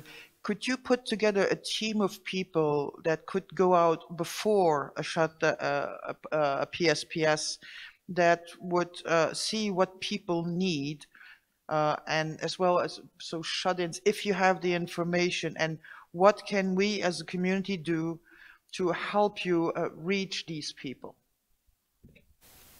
That would be something that Anna would have to answer, because that would be her call to make the decision about how to best utilize those resources. Thank you for mentioning it. We're immensely grateful for thinking about that. And we definitely do need support. We need volunteers. We need resources and funding to continue to do this type of work, because we had to stop doing all of our services, and it was all hands on deck to just focus on serving people's needs in relation to powering their life-sustaining medical devices. And so, yes, that would be a discussion with Anna for sure to have. And please do contact Freed at 530-477-3333. That's 477-3333. Thank you. And Pascal? Yes, Sue. I did want to say the Public Health Department, the County Public Health Department has a list of medically fragile people, and they do contact these people prior to the PSPS, as well as our home care agency. They also have they contact every single one of the patients that is receiving services to see what their needs will be. Can they help? Can they get them anything that they need? So that is available also, and that has happened, and it has prevented some admissions to the hospital. And that probably dovetails with this question. What is being done to identify, for example, elderly people who may have been in a very precarious situation and who are maybe new to Nevada County? Who gets that information, and how is that being used?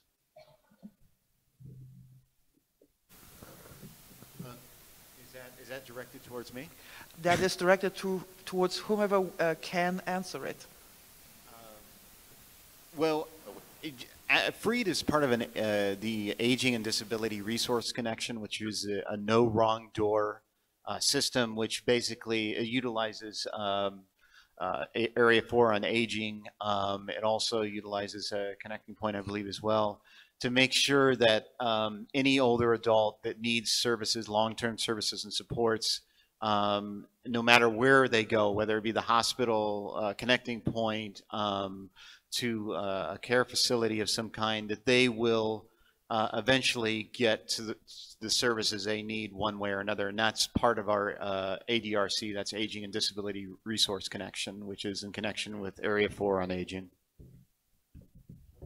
So the county, then, it would be important to hear from Connecting Point as well, as they operate in-home support services. But as mentioned before, the county has several databases in terms of clients that we serve.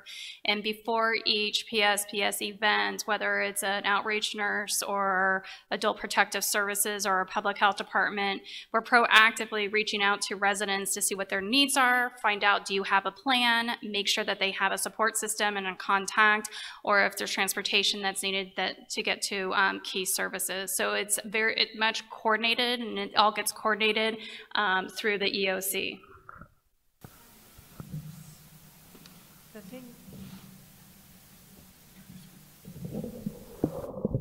Try this one. Okay.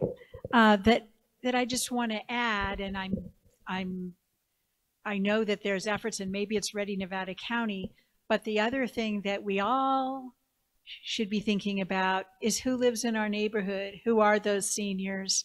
Are we aware of them? Do we know what their needs are? Do they know how to get in touch with us? Because that particular scenario where somebody's maybe new to the community and isn't known by the organizations, somebody sees them, and we all kind of have to really be, look out for each other at the basic level, because when push comes to shove and it's really a disaster, that's the best solution. The next series of concerns and questions deals with the homeless population. Is there a way to create a safe camping zone for the homeless to stop fires and also get them services? Numerous fires continue to be lit in the woods that can't continue. What can we do to locate the homeless population and then relocate them to a safer area? They should not be living in the tinder dry forest. Who wants to tackle that one? I'll start. The easy one. I'll start. So that was the easy one. Yeah.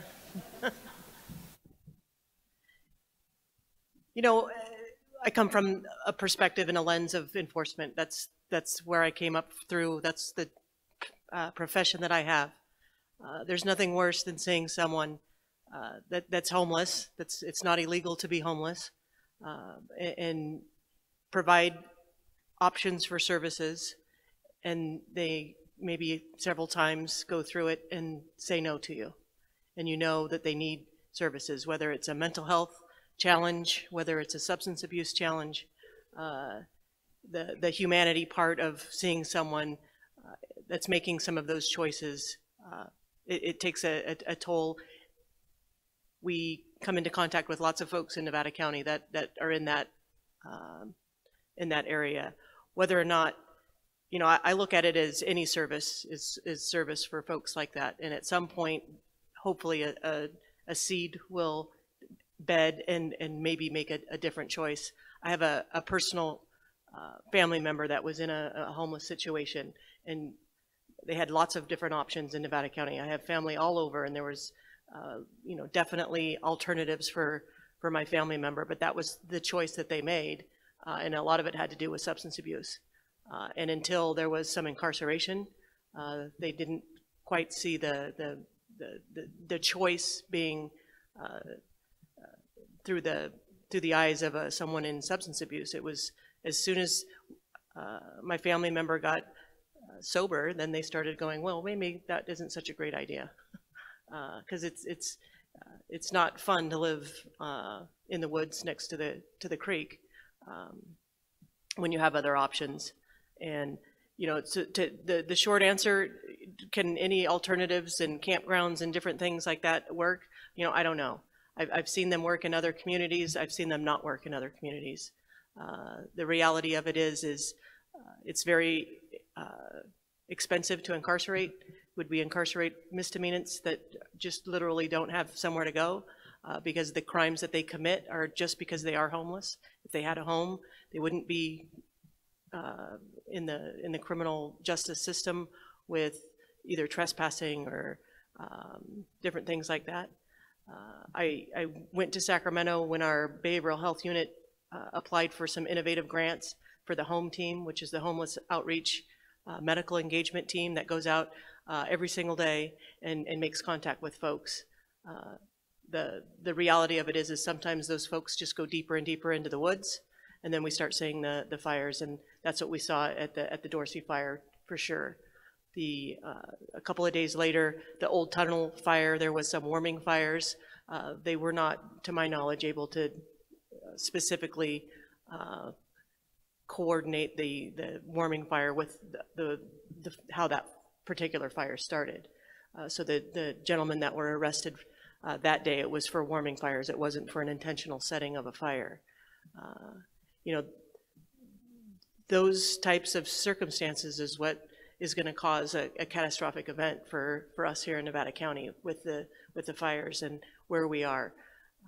Again, it's not my, you know, as your sheriff, I'm not the policy person on whether or not we open up a campground, but we definitely, if we're going to consistently see folks on private property, and we have private property owners and vacant land owners that say, I don't want people on my property, our only tool that we have is a citation, arrest, and incarceration, which again, sometimes folks will say that's the safety piece, and I like to, you know, that'll make us safe, but does that really make us safe?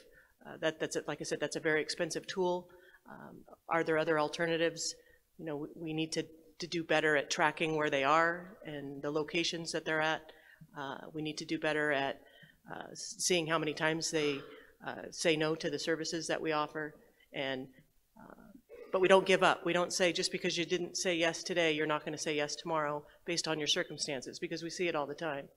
That some folks, it just depends on their circumstances when they say yes. And maybe the incarceration piece is the piece that gets someone there. It just doesn't always happen. We've seen that evidence-based, that it's not just incarceration that gets someone to change their choices. A lot of it has to do with getting into services, getting into feeling better, getting into some treatment, and making better decisions. So that's the short answer for me.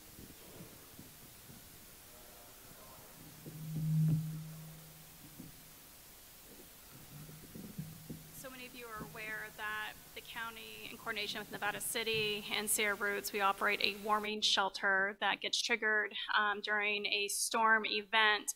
One of the things that we're exploring is that during a power outage, a PSPS event, that we definitely need to look at what tools are available to homeless individuals who may not go to hospitality house, and what the options are. And so we're seriously exploring having a warming center type model that's temporary during these outage events.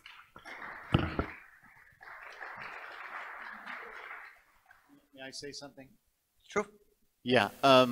You know, I've at Freed. This is Brian at Freed, by the way.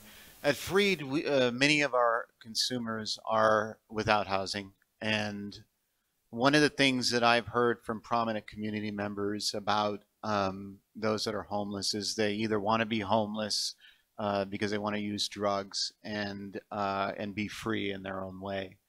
And the truth is that many people that are homeless or using drugs, the reason they're doing it is because they've experienced trauma at a level that is unimaginable. Horrific trauma.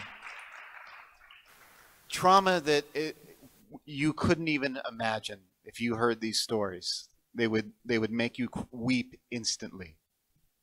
And if we want to start addressing the issue of homelessness, we have to go to the root cause and understand that see ourselves in these people. If we've experienced the level of trauma that these individuals have experienced, you sure as hell would be using and being homeless, because it is horrific.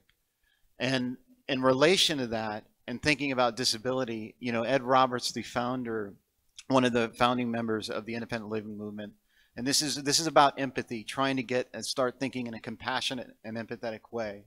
Is disability is this is what Ed Roberts said, disability is an equal opportunity club.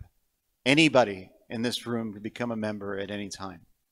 So think about that, not only in relation to disability, but also in relation to homelessness or any population that is marginalized in our community. Thank you.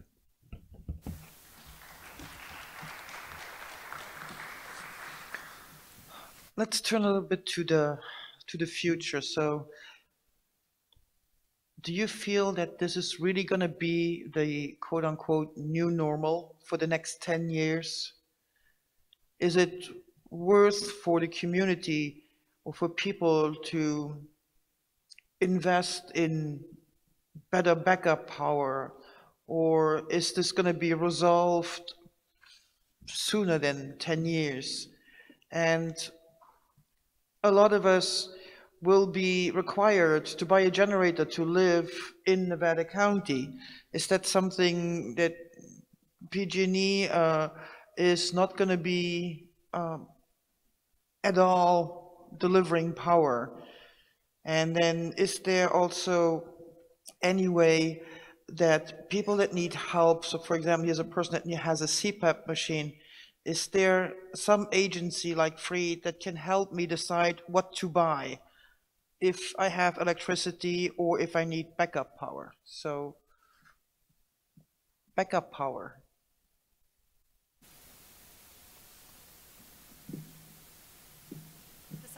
This sounds like the conversation that's happening in my own household right now. Do we or not buy a generator, right? So I wish I knew the answer. In terms of the county organization, we are planning as if this is our new normal. How are we going to continue sustain operations? We don't think this is going away. We think this is going to be a seasonal issue that we need to be prepared for. And our message to the community is that you prepare as well. And I'm going to hand it off to my colleague Rem, who could talk about his thoughts in terms of the future. Hi everybody, Rem Scherzinger, Nevada Irrigation District. So we don't want this to be the new normal at NID, and we've heard a number of the folks in the community that have asked NID to start looking at creating a local power utility.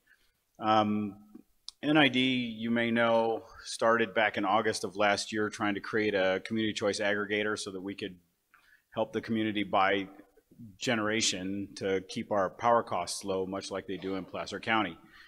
As part of that process, we started to look at distribution and what that meant for the district, because we were trying to find a way to bring our generation, the community's generation, to our community through its own meters.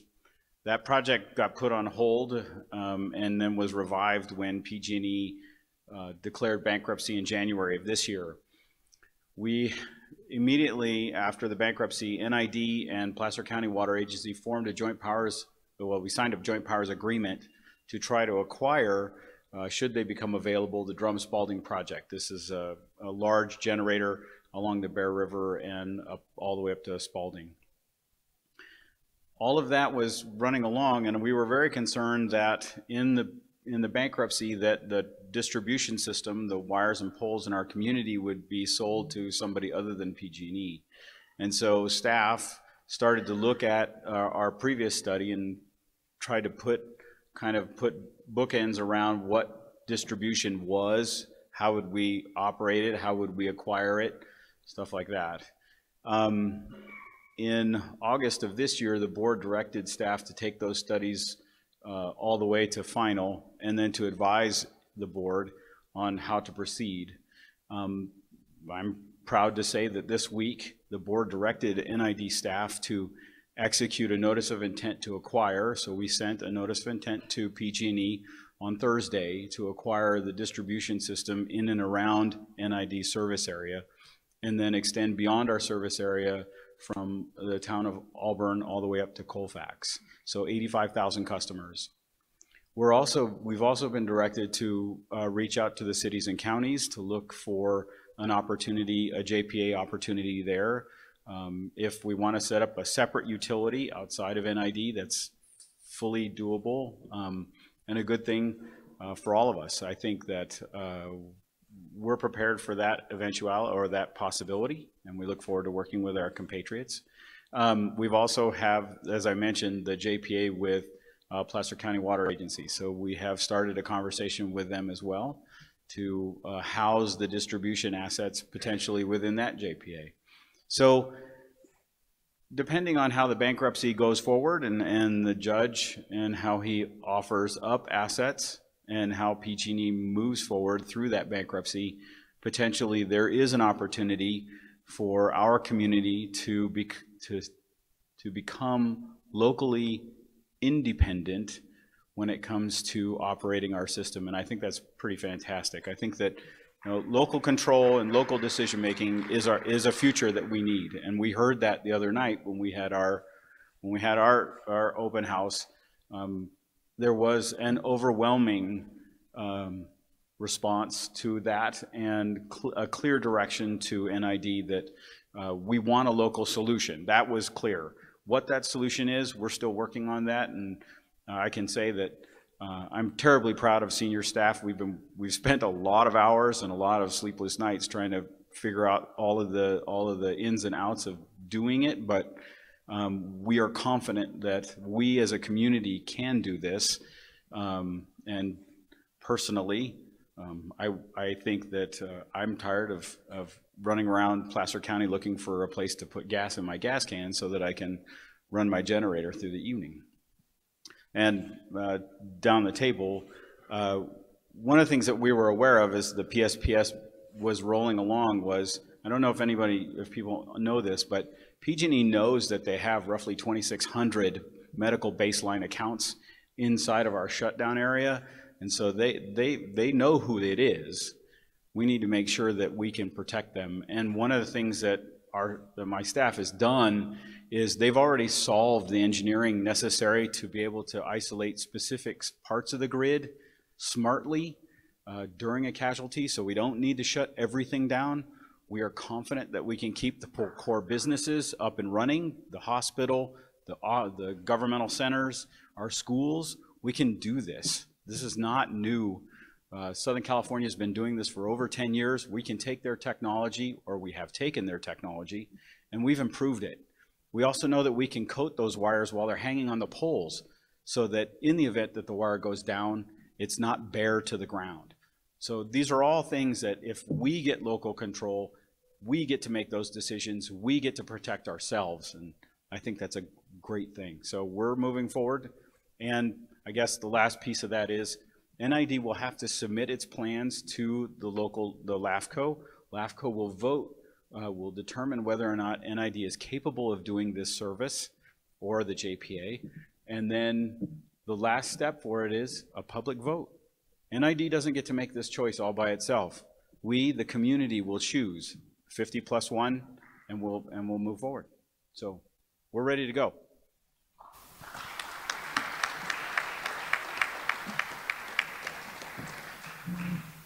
And on the heels of that, are there any plans or incentives for sustainable, for example, solar storage or wind?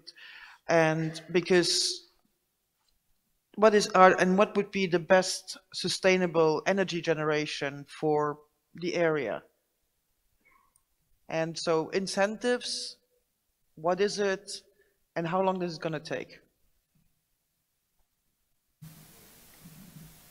So great question. Again, Ren Scherzinger, NID. We're aware that there's a tremendous amount of solar in our area. One of the things about having local control and having these smart nodes that we would create, it brings light fiber further out into the system. We would, to each one of these nodes, there's roughly 54 of them, we would have fiber optic brought to them. We would use one wire. The rest of it we could necessarily, and we're exploring this is not a done deal, but we could create microgrids or nanogrids around certain solar or generating assets so that maybe a neighborhood isn't blacked out, maybe they're browned out, maybe there's enough solar capacity in a neighborhood, like around the Rood Center, where we could pull that solar power onto the grid or onto a microgrid and power it by itself until we could bring power back to that grid. This is just an evolution, and it's very simple. All we need is the solar controllers to be tied to a central network. That network just needs to be able to communicate them, and we need to be able to switch them in and out of service automatically. So that's the solar part. NID currently has 82.2 megawatts of hydroelectric power.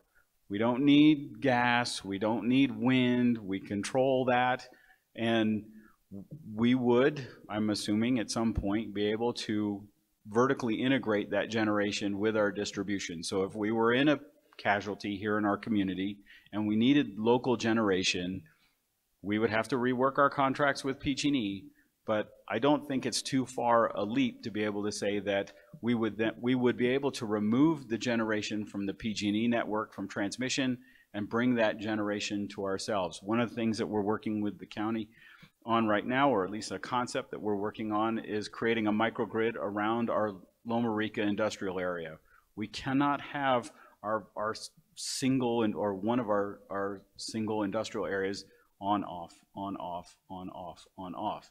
Also, we would be able to remove the generation from the PG&E network from transmission and bring that generation to ourselves. One of the things that we're working with the county able to isolate on right now, or at least power a it concept with a that we're working generator on, at the Loma is Rica creating a water treatment microgrid plant around our is also Loma an Rica industrial excellent area. example Of how we could sustainably, resiliently power our community and be able to deal with an unexpected change in power delivery.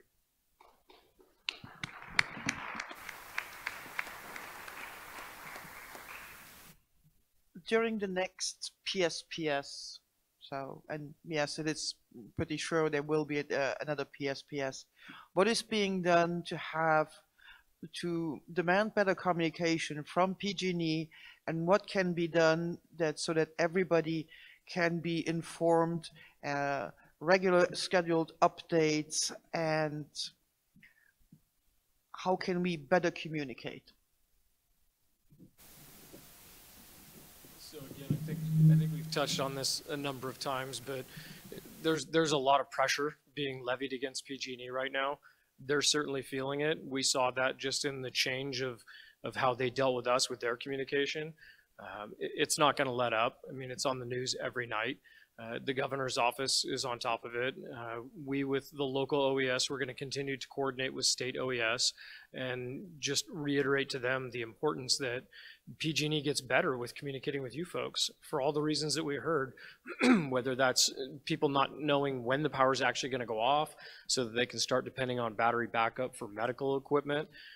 There's a number of reasons why PG&E needs to be better with that communication, and at this point that's an ongoing conversation, and all we can do is just be positive and hope that it changes for the better.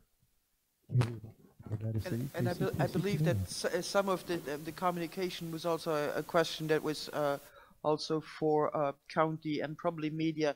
When would we schedule updates? How could we provide more regular updates so that once we lose either power or connectivity, so that people still can be informed? Hello?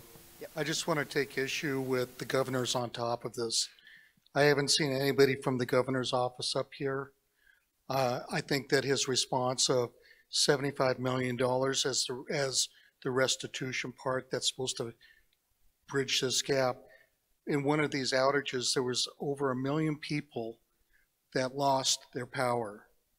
So even doing public school math, that's $75 a person or a user. And I don't think that the governor really gets this. I don't think that the State House really gets this. I think they're really comfortable debating this and talking about it, but I have not seen action. And I know businesses, We need action now.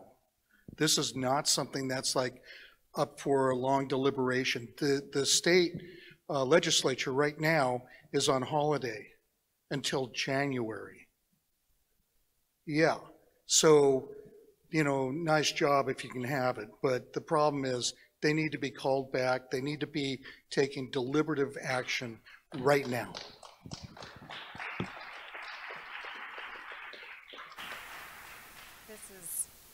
This is Allie from KBMR. So we realized a bunch of things that we could do a little bit better. We did start doing updates at the top of every hour because we realized that there were people out there who did not have a battery operated radio or any way to listen. So they would go out to their car at the top of every hour to hear the update. We're completely dependent on Pascal at KBMR for those updates. And so we're looking at scheduling things a little bit differently. We had Steve Baker, our program director, was there 12 to 15-hour days working on those updates. We need to get more people that can stay at the station and do those updates and more sources, quite frankly, for information. But Pascal was definitely our best source for information. And let's not forget the county OAS and county communications, because they were incredibly quick when anything new, when any new reliable information was out there, they would share it immediately. So maybe I'm just a little faster at checking email. What do we have? The area that is on the hospital grid. So this continuity zone, is it public information what that, how big that zone is? I can answer that question, yes, and I believe Nevada County actually put out the map on their GIS website. And can we have a similar zone for Nevada City? And we don't have anybody from PG&E who can say yay or nay.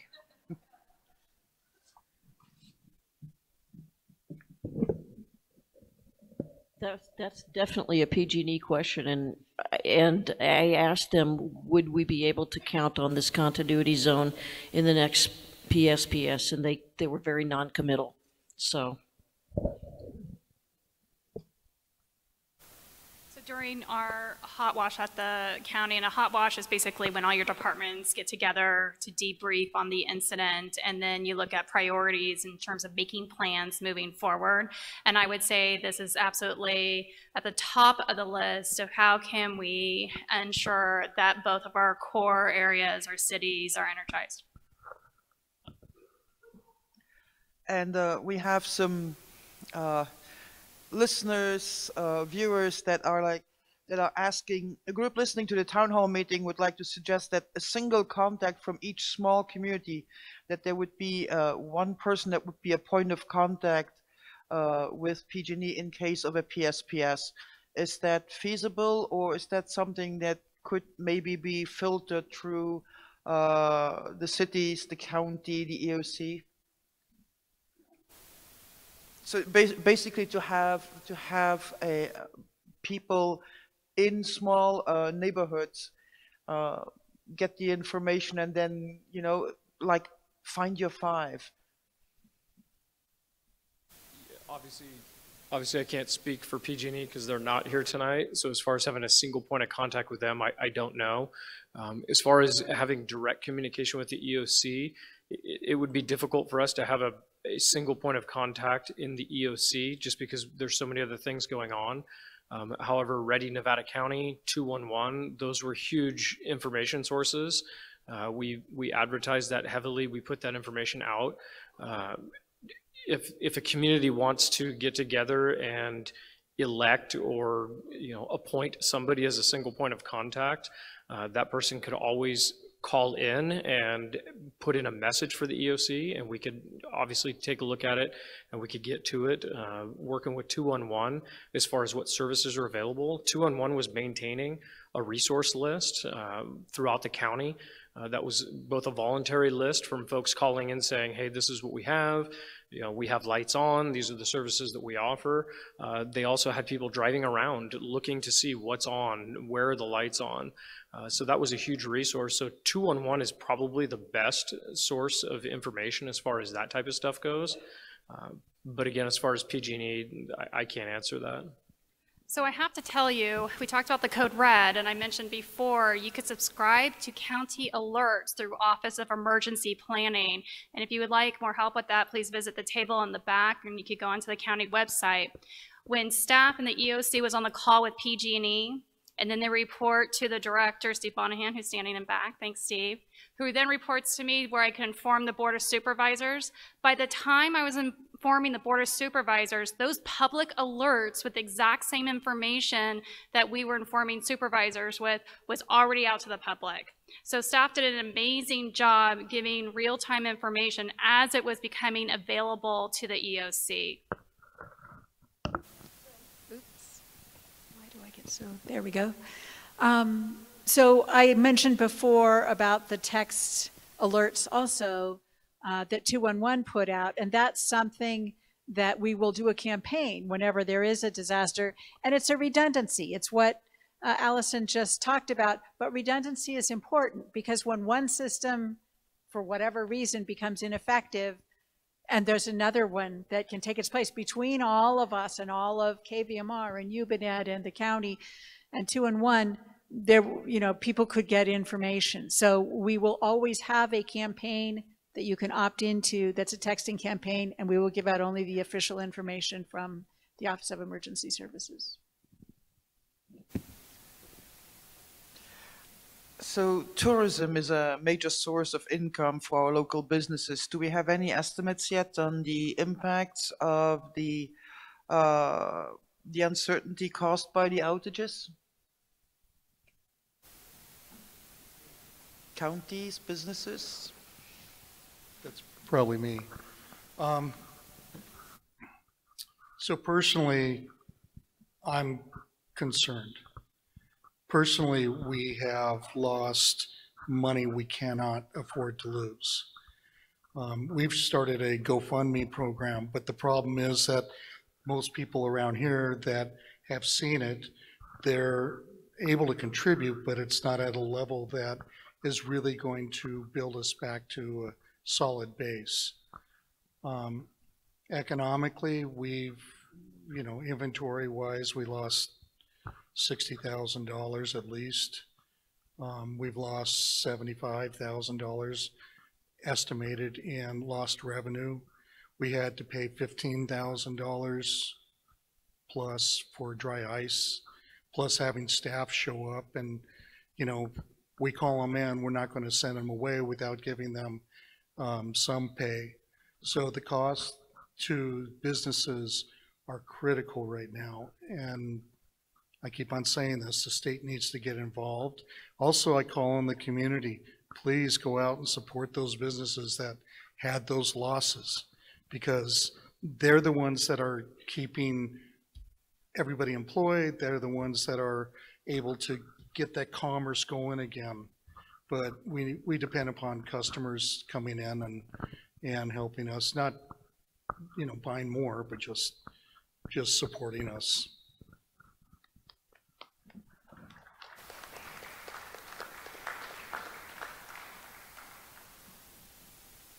Counties, cities, any data maybe on loss of, sales tax?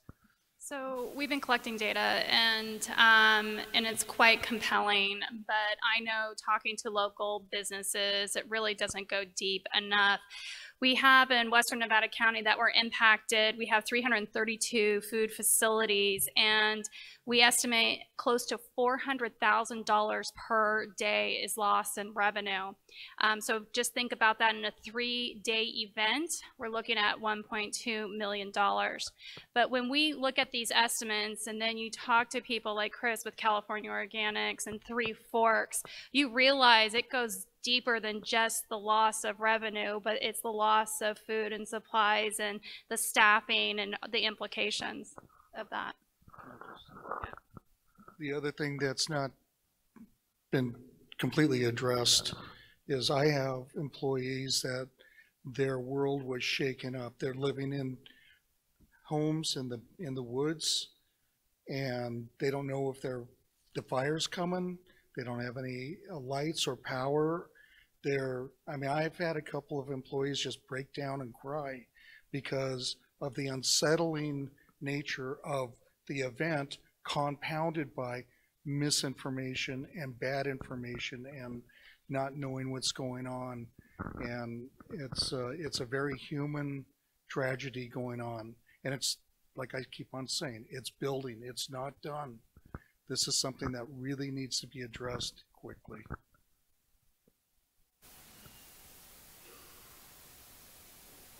So thank you, Marnie, from the Grass Valley Downtown Association here, giving us some, on the fly, some figures here. Losses, depending on the business, go for anywhere from $800 to over $365,000 to $370,000.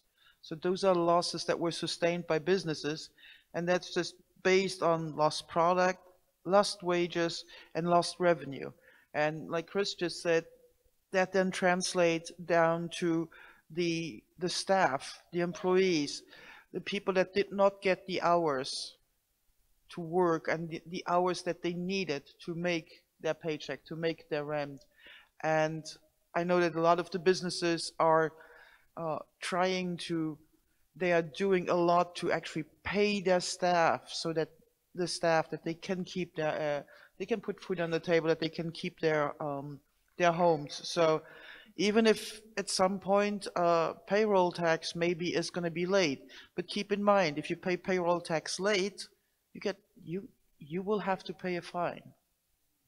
So that's one of the things. Back to the solutions, if there are solutions. How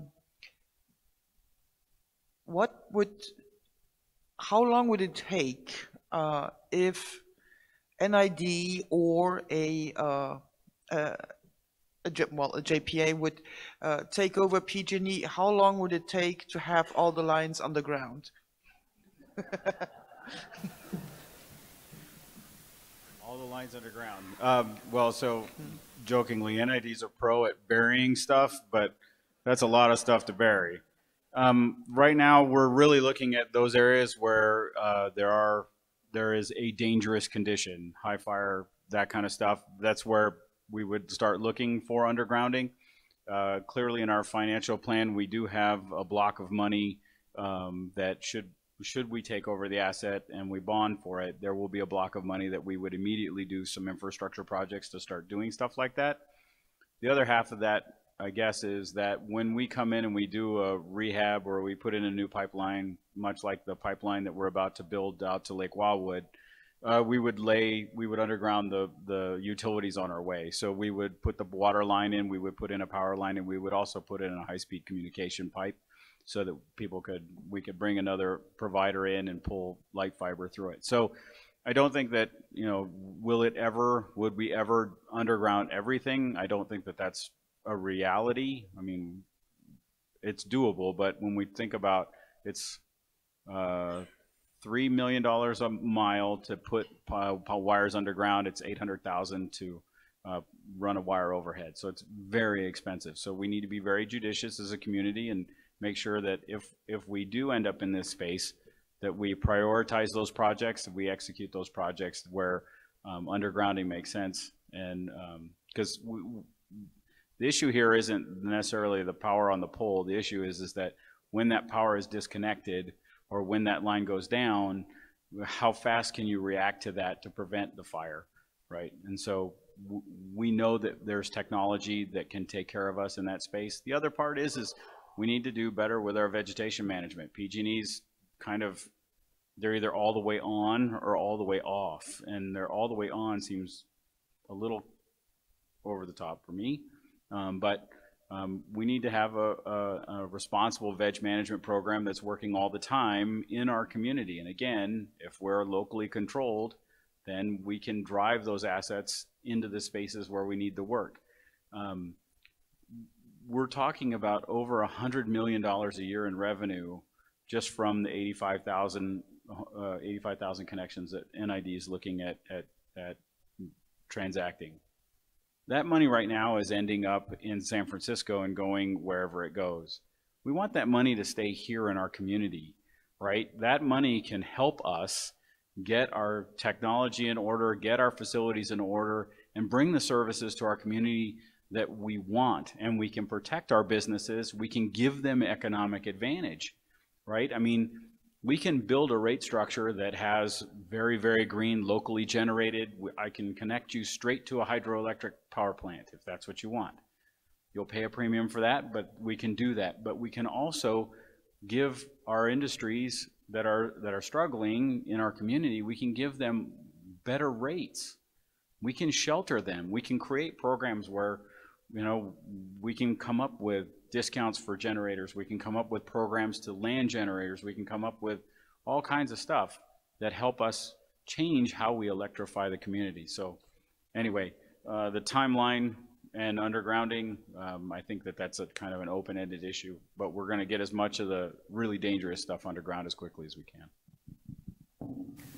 And let's go back to schools. If the schools can't afford the power backup, will you have to lengthen the school year to accommodate the missed days? And what's the plan?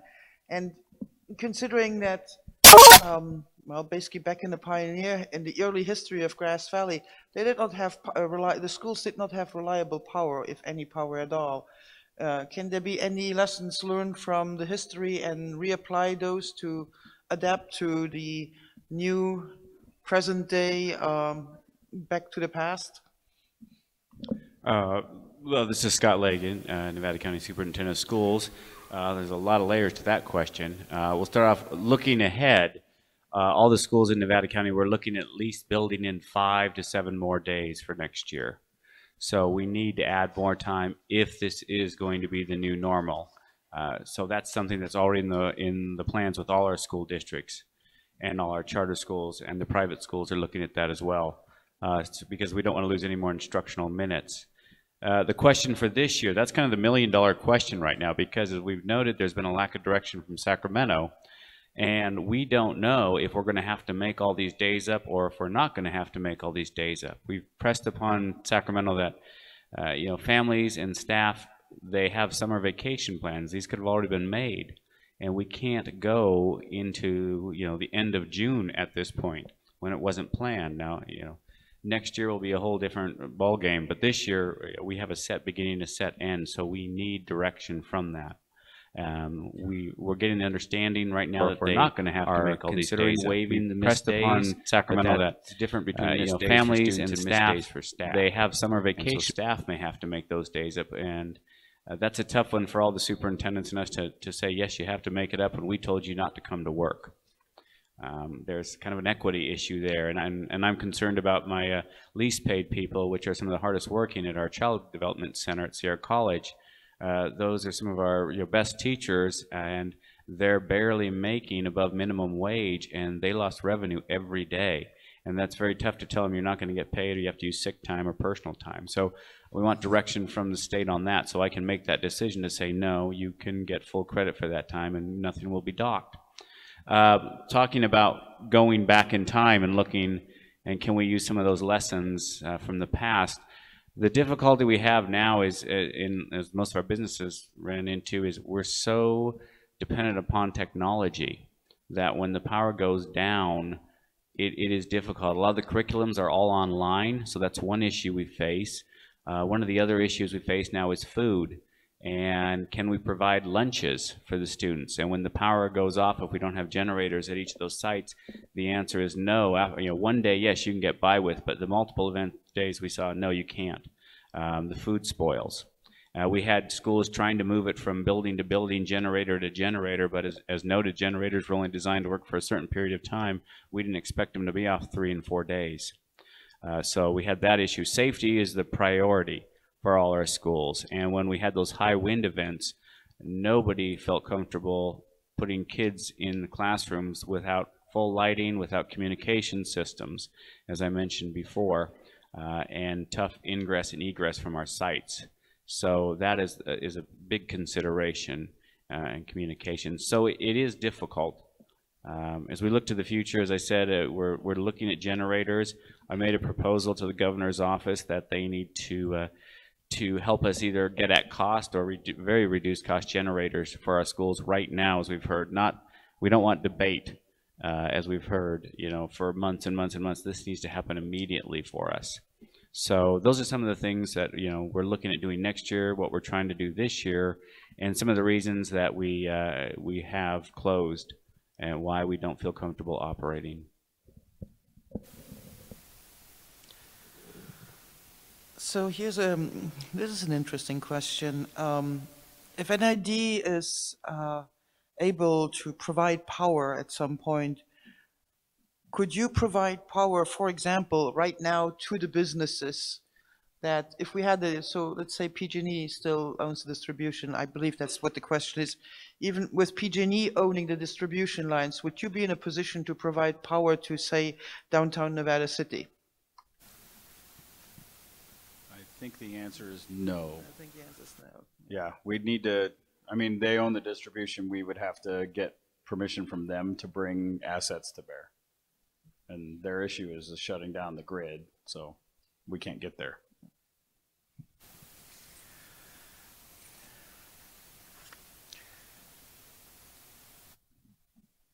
And here's a question for if there is a code red being sent out, can you, in case of a fire, could you add the direction that the fire is burning, where A, the evacuation route, and B, which direction the fire is burning? Yes, exactly. That is exactly the intent of the code red. If there's a fire, and assuming that you have the ability to receive that code red, either through text, email, voice call, that's exactly what we would do. We would put out that there is a fire. We would put the location of the fire and the direction that we believe the fire is burning at. That's about the best information that we can give you. Certainly we're limited on how much information we can push through that system, so we want to keep that to the most pertinent information, where the fire is and what direction it's burning in. That's what you can expect. And I believe you have there's a limit on the length of the message, the text messages. Correct. Text messages, I believe, are a standard 160 characters, so we have to be very judicious on what we choose to put in there. We want to put the most relevant information so that you can read it quickly, digest it, and take action on that information.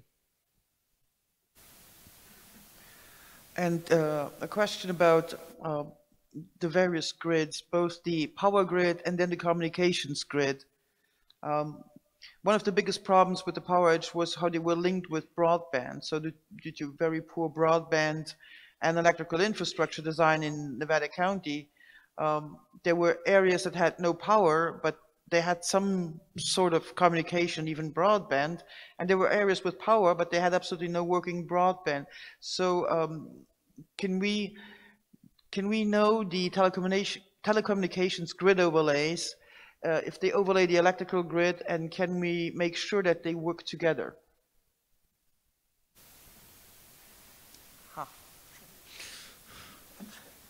We have, for the radio audience, we have blank stares. And I believe that is probably considered proprietary information by the various corporations. So it's probably very difficult to get something going in that vein. There's also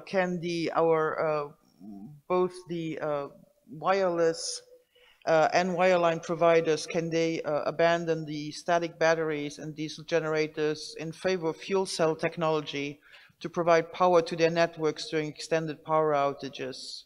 And fuel cells take an advantage of a variety of cutting-edge designs, and for it's steady power, it's critical power, and it lasts longer. Are there any plans in the works, either at the county level? Could that be mandated by ordinance that any backup power for cell towers, cable repeaters, and internet points of presence, that they could Nevada County mandate that critical infrastructure stay up?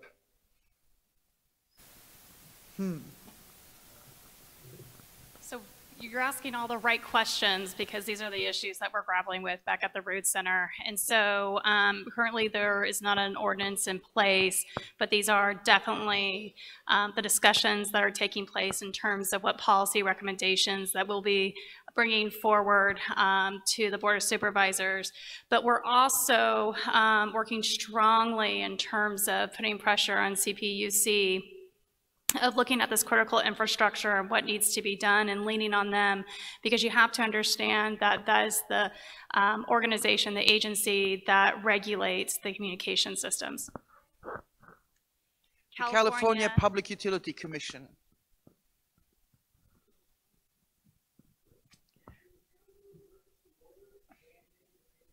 Sir.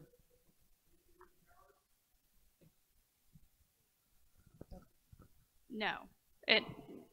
So let's repeat the question because not everybody is in this room. No, please let me repeat it on the microphone, sir. Can the county mandate that every cell tower remains up and running? No, that's regulated by the California Public Utilities Commission. So that's why our efforts and is working also with our local jurisdictions, with the cities, is to look at how we could advocate, how we could put pressure not only on the California Public Utilities Commission, but as Chris mentioned, in terms of getting the state's attention. Senator Dolly, who was here several weeks ago, said that he's trying hard to get a special session to discuss just these issues in terms of the communication. So we recognize that the seriousness of this, that action needs to be done, and that action needs to happen legislatively.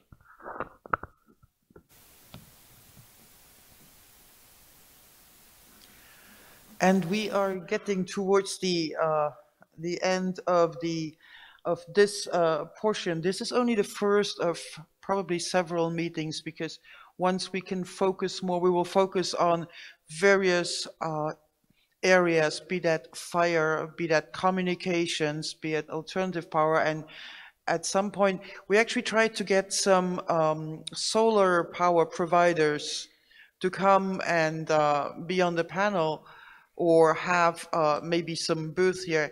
And they all said, we would love to come, but we're too busy. They are working like crazy. So what I would like our panelists, first of all, I would like to thank all our panelists for coming, and I would like all of you to give us homework. Tell us what we can, tell us what we as a community can do to help out and to make sure that all of us, that we at some point that we are safer than we are now. And we'll start with Brian, maybe. I guess the thing that I think about, one of the reasons I started working for Freed is I approached Anna because I was living in Central California, witnessing the firsthand effects of climate change. If you're aware that in the Central Sierra Nevada was devastated by the bark beetle, and if you can imagine what it looks like here, but it's basically clear cut because of the devastation of bark beetle and because of the drought caused by climate change. And my concern was thinking about how can we start becoming more resilient, finding ways that we can work together and realize our interdependence with each other in an empathetic way, and loving beyond our fears. I think that's probably one of the most important things to do right now, is to love beyond our fears. Thank you.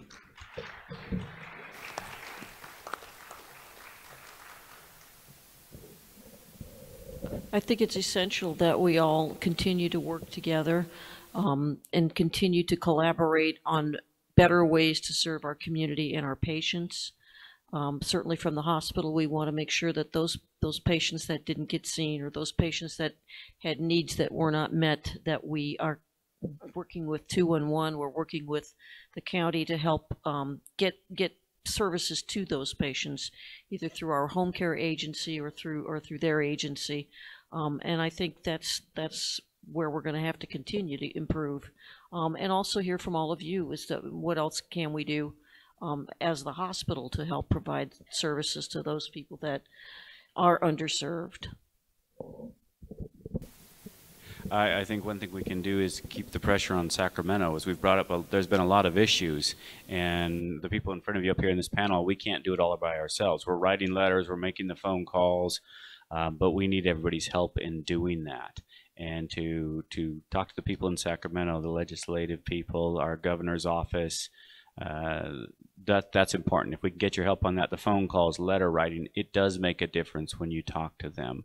They do listen. So that would be a big help I think for all of us. And I think the continued collaboration in Nevada County is going to happen no matter what. We're very good at that in Nevada County.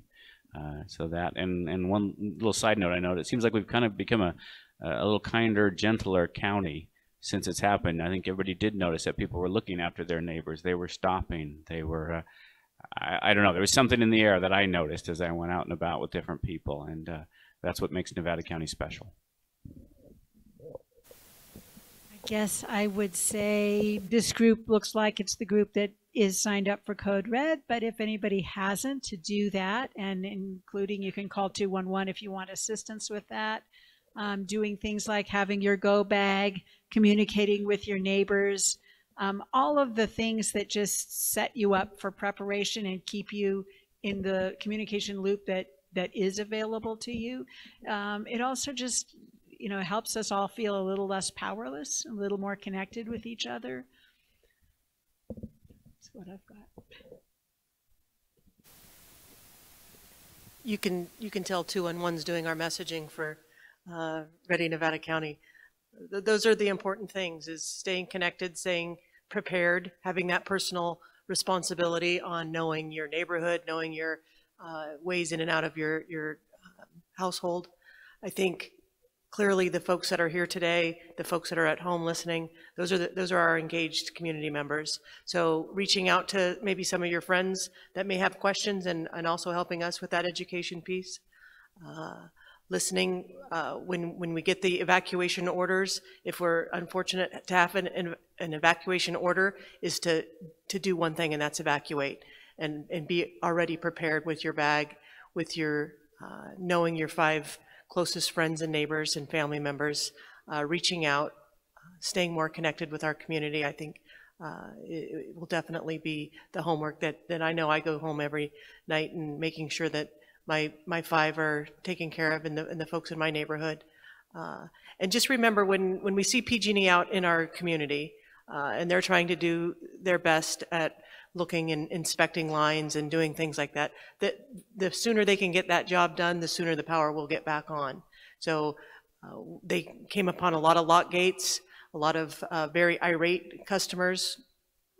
Clearly, we can all understand why everybody gets very frustrated when this happens, but they need to be able to get their jobs done, and their jobs done safely as well. It can't be said enough. The awareness portion, please get signed up for Code Red if you're not signed up for Code Red. If you haven't visited the Ready Nevada County table back there, please do so. There's plenty of information back there to help you get prepared. Obviously, nobody in this room controls PG&E. We have no say in whether they're going to shut it off or not. We've all experienced that. So just be prepared. Like they said, have a go bag. Everything from, if you're a property owner, start working on your hazardous vegetation now. Have that defensible space. Let's not wait until the issue is on top of us. Let's be proactive and get on top of that stuff now. So I think that there's 3 different things we can do. One is, please support your independent stores that keep that money in town and keep us vibrant and alive and supported. The second thing is, as I mentioned, we have a GoFundMe page. Even if you can't contribute, you can share it. So the more that we get the word out from out of this community, there might be more resources available.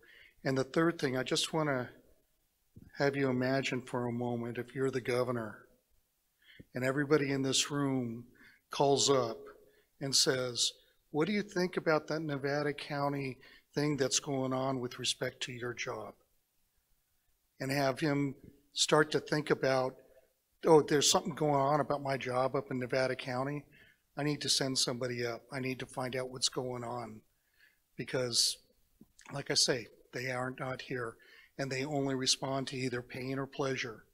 And the pain of losing their job is powerful. So I truly feel that events like this make us stronger. As you're hearing tonight, there's a higher level of coordination with all your local government organizations. And I say that I hope that you stay engaged and don't assume that the only solutions come from the government agencies and those who are on the panel tonight, but they truly come from our community. So stay active, stay engaged, and really look at how you could problem solve at a local level.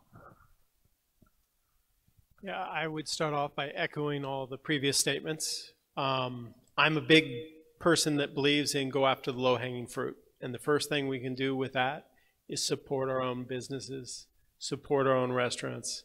That money will be handed around. And then the next biggest thing is for us to support each other and look at ways together how we can get out of this. I don't think it's a short-term problem, it's a long-term issue.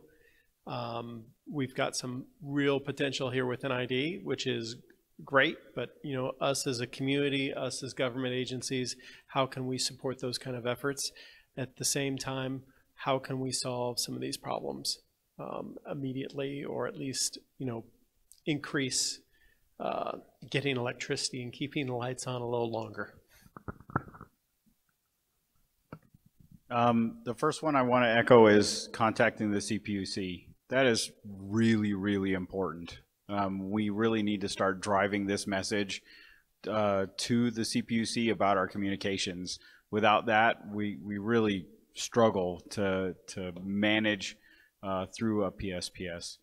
The other half is I would ask that if you are aware of who your NID division director is, if you don't, please find out and please contact them and give them your best ideas, support or otherwise, so that the NID can hear you and we can try to answer that question or support your issue.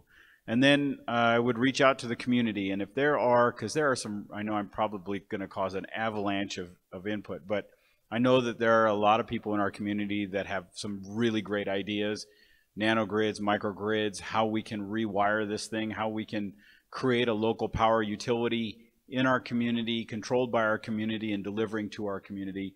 So if you have ideas out there, please let us know.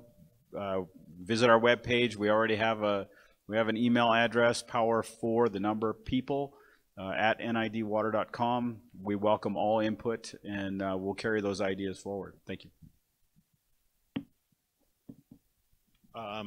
Yeah, I would like to echo some things that were said already and kind of maybe put a different spin on it. Well, first off, in terms of supporting local businesses that were really hurt by it, I'll definitely strongly advocate that everybody listening do that to the best of their ability.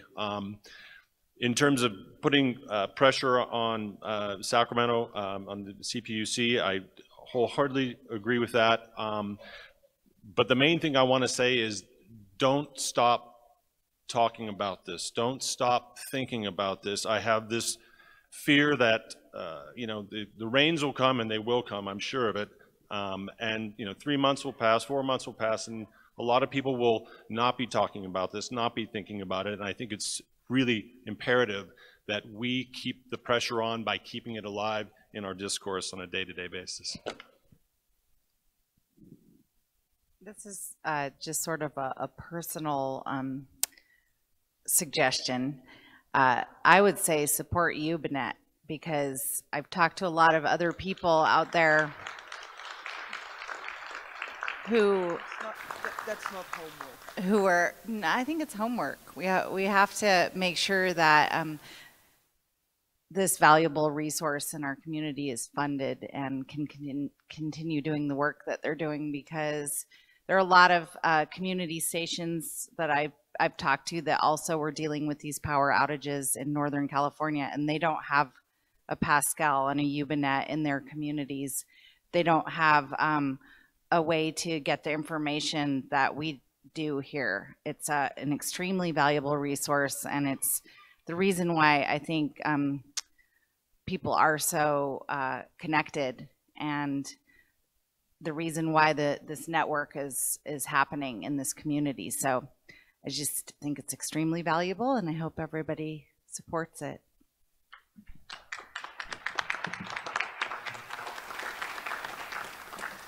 And with that, I would like to thank all of our panelists for spending their Friday evening with us. Thank you to everybody here in the audience, all the listeners and viewers in the ether. And yes, keep at it, be aware, and hey, and if you have a good idea, let everybody know, because we need all the good ideas that we can get, and hey, working together, it's going to be easier. Thank you. And thank you. It's KVMR FM Nevada City, KCTC Camino.